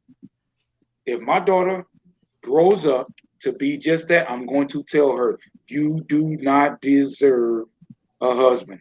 Damn right. Baby mama Terrence, that's what you are. And if you I'm not, I am for real when I say it, when I talk about we gotta have a better way of identifying. Oh, there's a good way to identify. At least you can. There's a good way to filter. Now, once you get rid of that filter, there's a second level. First level. Do me a favor. Do this for Charlene. Please just tell Charlene that it's not about all women. Man, I'm not gonna go. Okay. See, I'm not gonna go into this all women thing. What Miss Charlene need to do, she needs to go to women's spaces and make women better, make them better dating options for men. Don't come in a man space and tell us it ain't all women. I'm not gonna waste my time with that qualifier. I'm not gonna do it. So Miss Charlene, go to the salons with the women there talking about how they're gonna get men, and you tell them about it. I'm not gonna do it. If you are that diamond in the rough, do anybody know how long it takes to make a diamond? For nature to make a diamond? I'm not gonna do that. No. Look, if you're gonna be that needle in a haystack, then you be that needle in a haystack by yourself. What you should do, you should be that one needle and go recruit other needles so they can go get other men. Good men. Otherwise, don't come over telling us to qualify a statement, say not all women. Fuck that, not all. I'm not doing that. I'm not doing it. I'm telling God, look, if you want to avoid this, avoid these type of women. There's two levels. You gotta go with level. One level, if they're walking out of the house with the fluffy house shoes on, and pajama pants, bonnets, and all that other mess. Tattoos that are visible for the whole world to see, all of that type of stuff right there. Yeah, you may not want to do that. May be a sign that I may not want to stick my reproductive equipment into that. That may not be a woman that I want to have fun with. I need to stay away from that right there. If they're loud, and if they're quote unquote strong and independent, after you take them on a date and they say they're strong and independent, she may not be the type of woman that you want to deal with. You may want to just let that aside. You may want to ghost her if she's the professional. Hey, look, my ex-girlfriend friend asked me that question, like, why do men ghost women? And I told her straight up, I was like, probably because you didn't provide nothing besides pussy, right? And she looked so offended and shocked.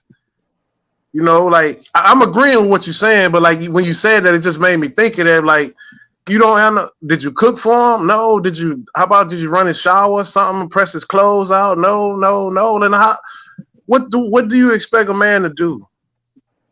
Exactly. Man, look, when I told the story before, man, when I met my wife, man, my current wife, right? She would come over because I'm a single, I was a single guy at the time. I've never met a woman who can outcook and clean me. Never. And that's a shit. To be 46 years old, to never have met a woman, that actually speaks volumes to the culture. That's a different discussion. But she would come over, man. When she would come over and spend the nights and spend the weekends, right? She would get upset with me. I mean, literally get upset to the point that she wants to walk out. Because when she was here, I'm still cleaning, I'm still preparing food. And she said, well, what am I here for? That's the same way I feel. Yeah, good point. That's a damn good point. But, you know, she was culturally conditioned for that. She's from South Africa. So she's culturally conditioned for that. Again, like we said before, it's how you raise. Right, she's culturally conditioned for that. So she coming up, she's expecting certain things. She's expecting to take over certain responsibility. And we weren't even married at the time. So she got the house smelling good with food and all. I'm like, oh my goodness. So what do you think I did? To take a good wild guess, what do you think I did? Put a ring Step on back. it. Put a ring on it. Put a ring on it. And put a baby in her belly. I want to give a shout out to Chief. You ain't getting that from American women. You're not getting that from American women. I've never experienced that from American women. You can't even get a girl to make me a sandwich. Man. Oh, nigga. There you go. I mean, listen. Hey, Mr. Palmer. What do you mean? What do you mean cook? What are you talking about cook? I ain't cooking nothing. Please. Mr. Palmer. Hey, I want to give a shout out to Chief Rock for the $50 donation. He said, peace, Mr. Palmer. Been around the world, living in different environments, been there and done that. A scorned woman is a scorned woman. As any career military man who has dated outside his race, this or who has a peer group that date non-black women. Yeah, 100%. Worldwide, mama terrorism. I can tell you from experience, the military is full of scorned black women. Just saying. Yes. Facts. Yes, I work with them. I used to work with them. Yeah. I used to work with them too. The military, I can't speak for no other branch, but the Army, that's why I made them. When I was young, I said, I am not getting married when I'm in the military. The Army is full of scorned black women. They full of them. When I was down in the Philippines, I want to take one home. I like, damn, these Filipino girls can cook. Take care of me. They cook, clean, submissive. You know what I mean? Even if my wife, even if she doesn't have a job, but even if she do, who do you think still going to be controlling the finances? Me. That's where the money, even if she's working, the money's still going to me so I can distribute effectively. You won't get that out of American women. That's too much control, quote unquote, too much control. Bro, I tried to teach my girlfriend. How to like manage her finances. You know what she told me? She said, "I'm grown. That's the problem." She told me to mind my business. I was like, okay. She got a parking ticket, and she didn't get it didn't get it taken care of for a year. When they suspended her license and her registration. She comes and she still had to pay it. She's like, "Hey, babe, can you help me?" I was like, "Nope." When I was trying to help you, you told me you was grown to stay out your business. She called me petty. I was like, "No, I'm not petty. I'm doing what you told me. You can't have it both ways." You know what I'm saying? Right. If you want my help. See, the problem is now it's a big problem. Now you need my help, but I'm not gonna help you. She's like, "Oh, well, I guess I'm gonna have to learn this lesson." I was like, "I don't care what you do." That's that feminist ideology, man. I'm good. Independence. You don't tell me what to do. I asked her, I said, "Look, you want to be married, right?" She said, "Yeah." I said, "You want to be married to me, right?" She said, "Yeah." I said, "Okay, how about this? All I want is a meal ready for me whenever I want to eat it." I don't do that. And my house kept clean. I got teenage kids, bro. You know what I'm saying? Y'all in the military, y'all know what delegation of authority is. You know what I'm saying? She first thing out of her mouth was like, I don't see why I got it. I said, and that's why we ain't married.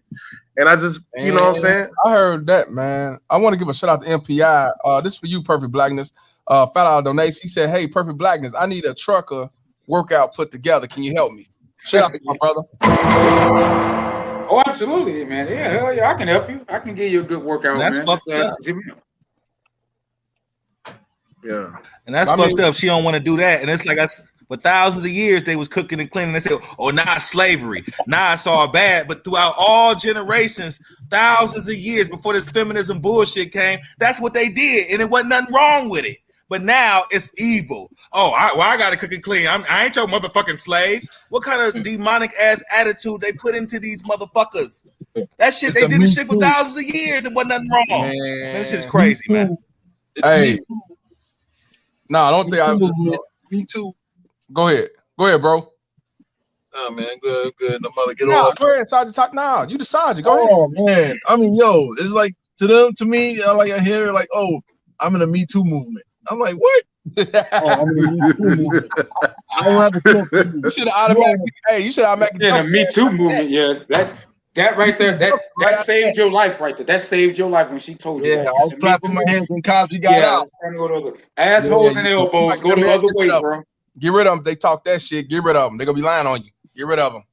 Assholes and elbows. Get the hell out of Dodge. Hey, for real, facts. I want to give a shout out to Chief Rocker for the $10 donation for the panel. My point was that as a retired Navy senior chief, I've seen non-black women, Asian, Hispanic from third world country do BMT shit as well. Oh, I know that. Yeah. Ain't nobody arguing that. You know what I'm saying? You know. Yeah, nobody's arguing that. Yeah. Now, it would be less likely, but I do, and I've said this. I made this point before. The one vetting tool that you can use, one vetting, it'll be a tell, so to speak, is gauge how does she have a strong connection to her family? Because you're right, there's a lot of them that will in those, I don't want to say third worlds, but they are women of other cultures. But how much of a connection do they have with their family? That right there is a good sign. That's a good metric to go by, because if they don't have a good connection with their family, she's going to be no better than the ratchet ghetto women here in the United States. No better. If she doesn't have a serious, strong tie to her family, because what that's going to do, that keeps a whole litany of moral barriers that she's not going to cross. They're going to always be on her about maintaining her place in the home. So if she doesn't have a strong connection with her family, I don't care where she's from, she's not going to be no good for you. You might as well just leave her the hell alone. She's going to be no. All I want is a woman with real hair. Yeah. Hard to come by these days. Yeah. Trust me, I understand. It's one of my things too. Yeah, I never rolled. That's one of my things too. I feel you. Hey, but check this out, man. I gotta get back on the couch. Yeah, I gotta get to the gym, man. I gotta get my ass in the gym. Hey, LCD. What's up? On the pin on the comment section, it's an email. Send me an email. Okay. So we can talk also, because all y'all in the military, I think Israel was in the military. I'm not sure. I told you I still want to do everybody who's a military talk about child support, because it's a whole different dynamic. I know Julius Mays is in the military. Maybe we can do that this weekend, Saturday or Sunday or something. We can try to set that up. Military men talk about being on child support and dealing with it in the military, or even not being in the military, just knowing how it's worse when you're in the military and the motherfucker at home and they know you overseas, they get more money. Because I know Perfect Blackness told me that, and Julius, we need to talk about that for men who are in the military or want to go in the military that's not married or don't have kids. Let them know ahead of time. Oh yeah. Don't do it until after the fact. Yes. You know what I'm saying?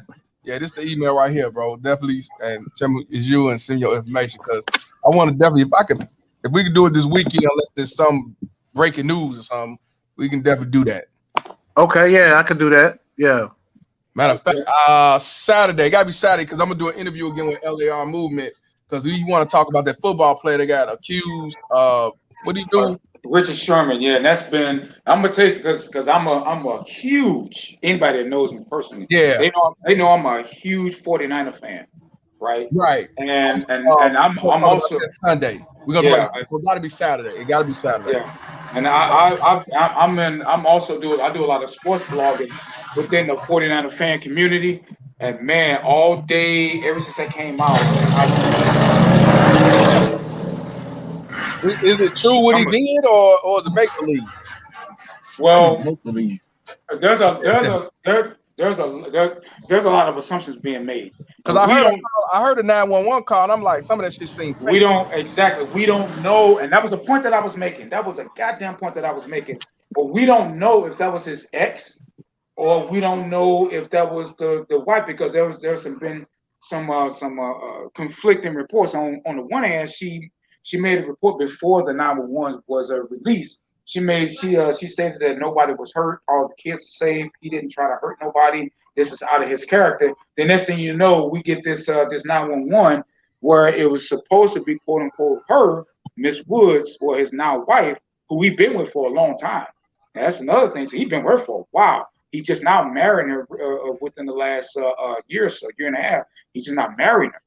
So that tells me that there's some other things going on here that hasn't been reported. Yeah, there's a lot going on here. This is what I personally think. I personally think that house that he went to, he probably was paying for that house. He probably was making it possible for people to live in that house. Maybe something that went on. I question that 911 call. I question that because the report that she has said, I question that 911 call. I don't know if that's some type of ex. And black men have always had the police. And also they said that he fought with police, and they had the dogs being sicked on. The dogs had to subdue him. That right there, that's a problem for me, because from what we know about Richard Sherman, his character, him fighting with police, he is way smarter than that. He's like a vice president of the NFLPA.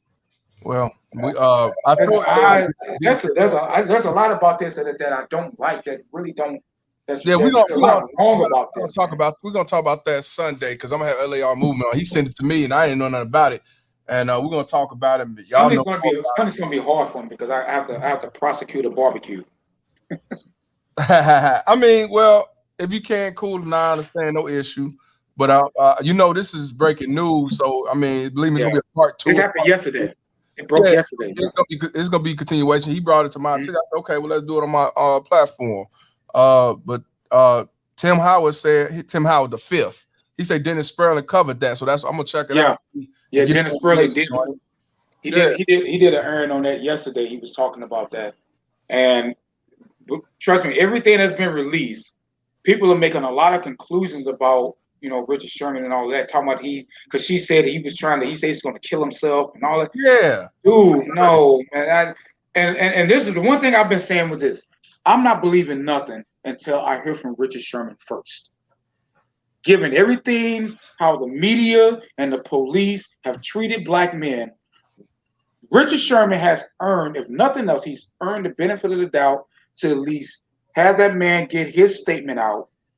Until then, I'm not believing nothing, because what I know about Richard Sherman, from what we publicly know about him, this right here, where everything's been reported, is a far departure from his character. I can't do it. I can't believe it. Hey, Manifesting Dreams TV said, bro, my dad paid 18 years on time and never complained. Either men do something or shut up about it. There we go. No, that's cool, but that's what I say when black men get killed by unarmed men. Either shut the fuck up or deal with the gunshot.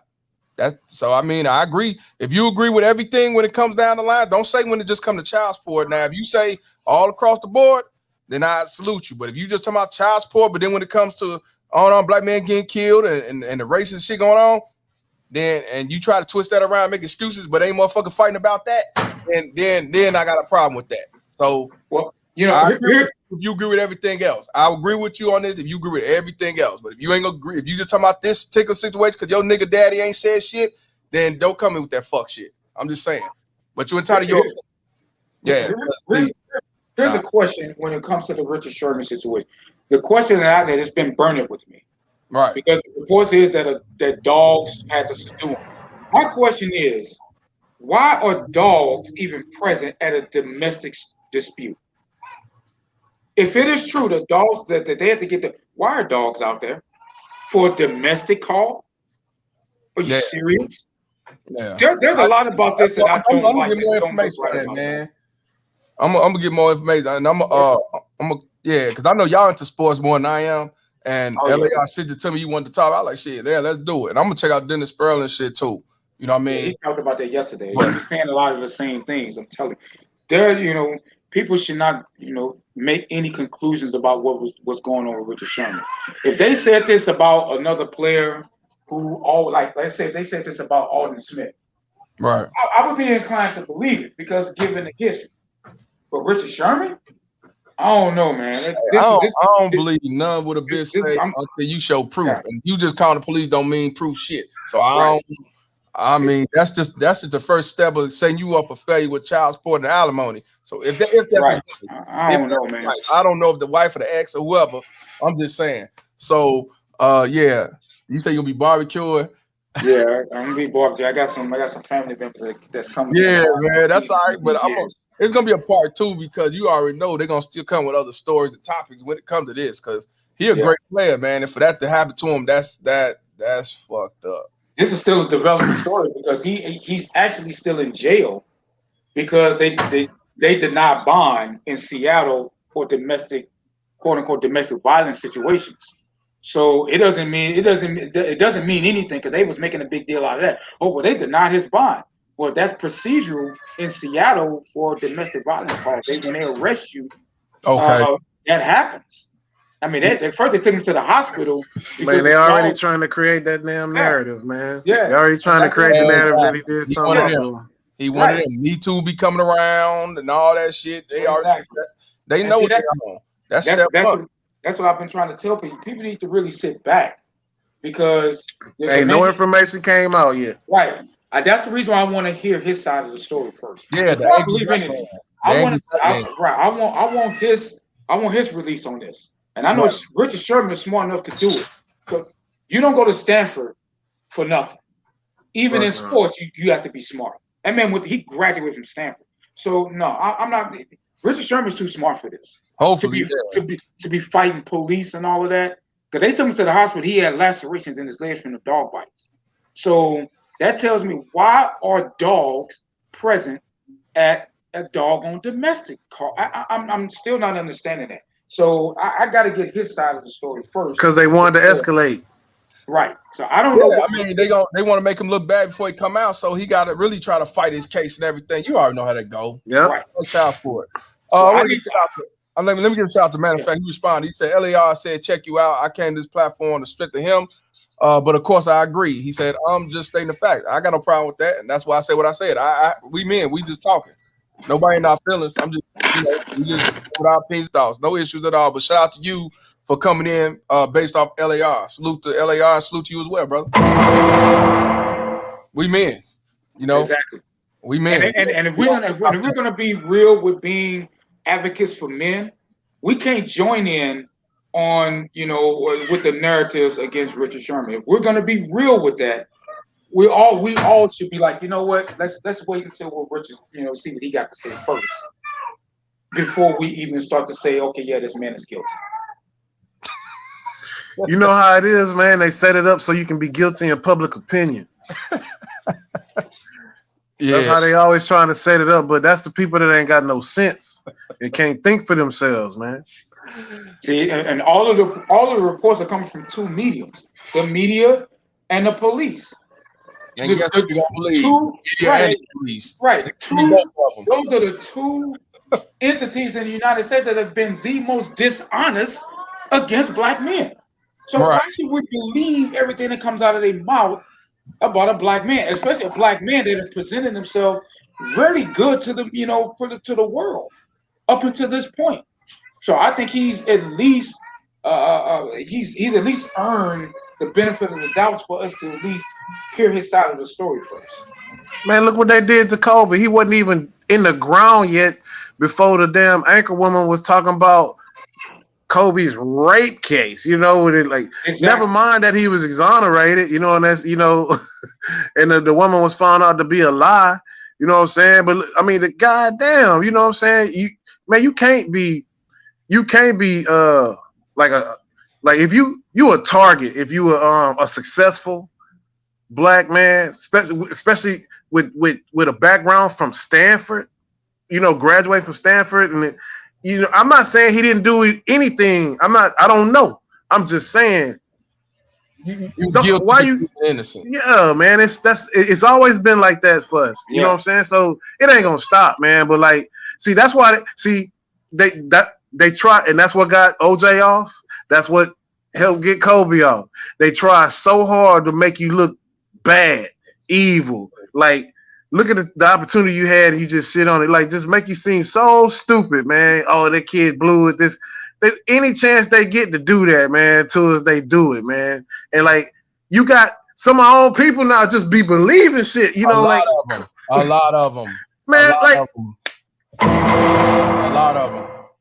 That's why I say, man, we got enemies within and outside. All we in the middle, man. That's why we got to separate ourselves from these simple force and these baby mama terrorists. We got a lot of beams on our backs, for real. But I ain't gonna hold y'all no longer. It's going on almost 4 hours, man.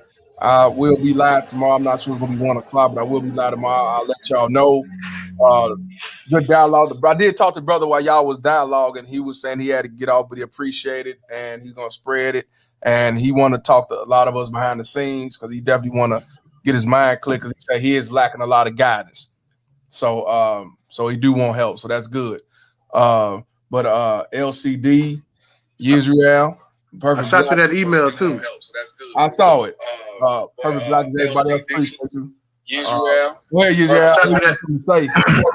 I want to say one more thing, man. If y'all know somebody going through it, tell them about this platform right here. This is just for your mental health, man.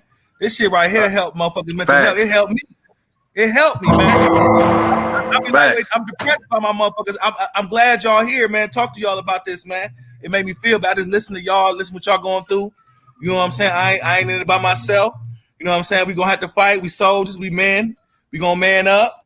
You know what I'm saying? But when you just by yourself, and when you got these ignorant motherfuckers by themselves, and they don't know that this shit ain't normal. They think this shit is normal to be, and you supposed to be getting dogged like that. They in the whole delusion, they whole world. You gotta point them to the right direction. Point them where we at, man. Point them where we at. That's all I'm saying, man.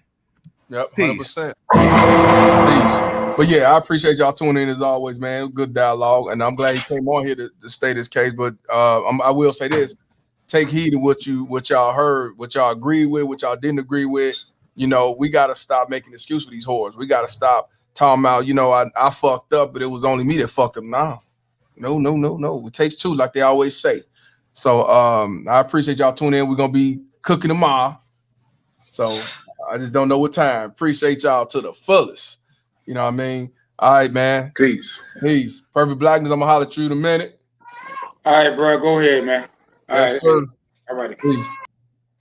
Like I say, man, everybody's not gonna agree with people come up telling their stories and their thoughts when it comes to fighting and not fighting, child support, not making the baby mama terrorists any type of accountability, put it all on you, but you still learn something. Whether you agree or disagree, good or bad, you learn something new regardless. And I'm sure y'all learned a lot just from that dialogue.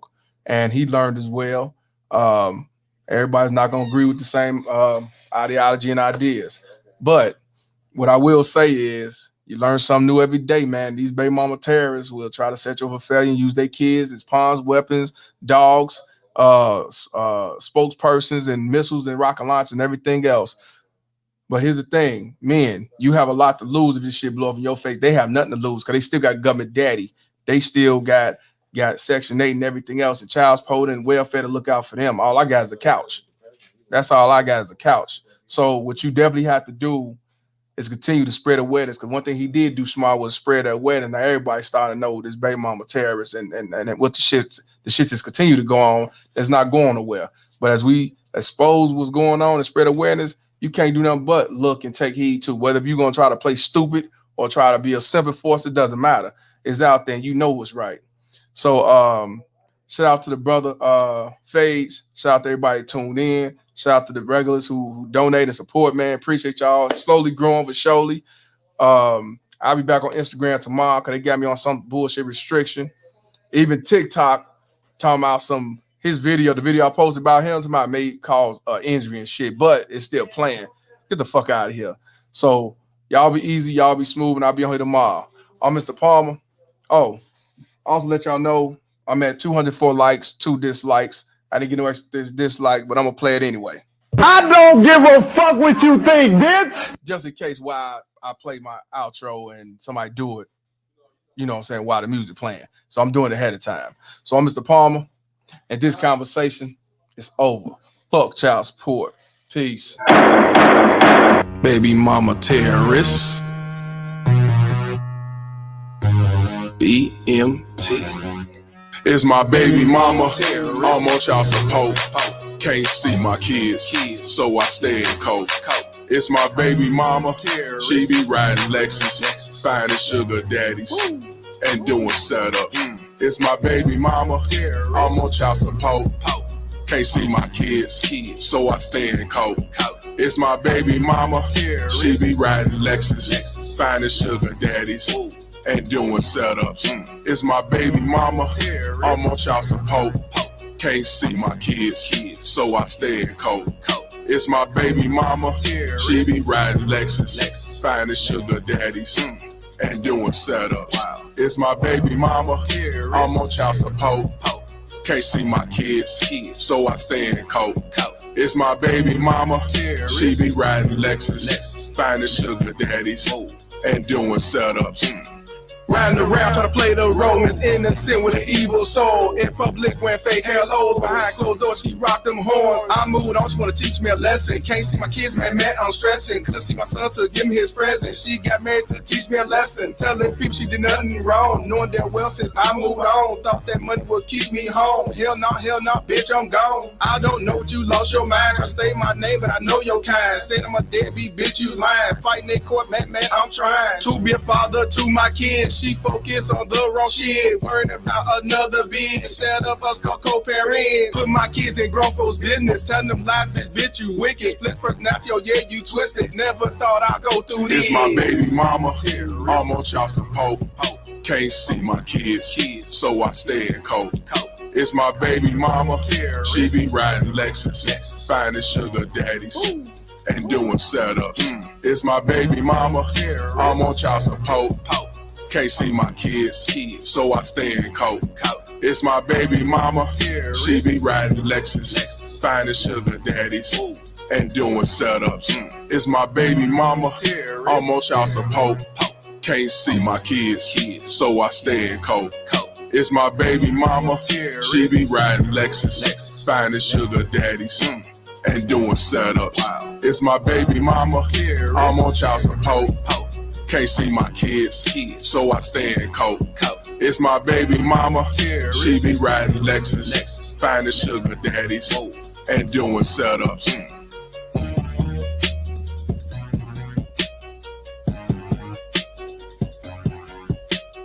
I don't give a fuck what you think, bitch.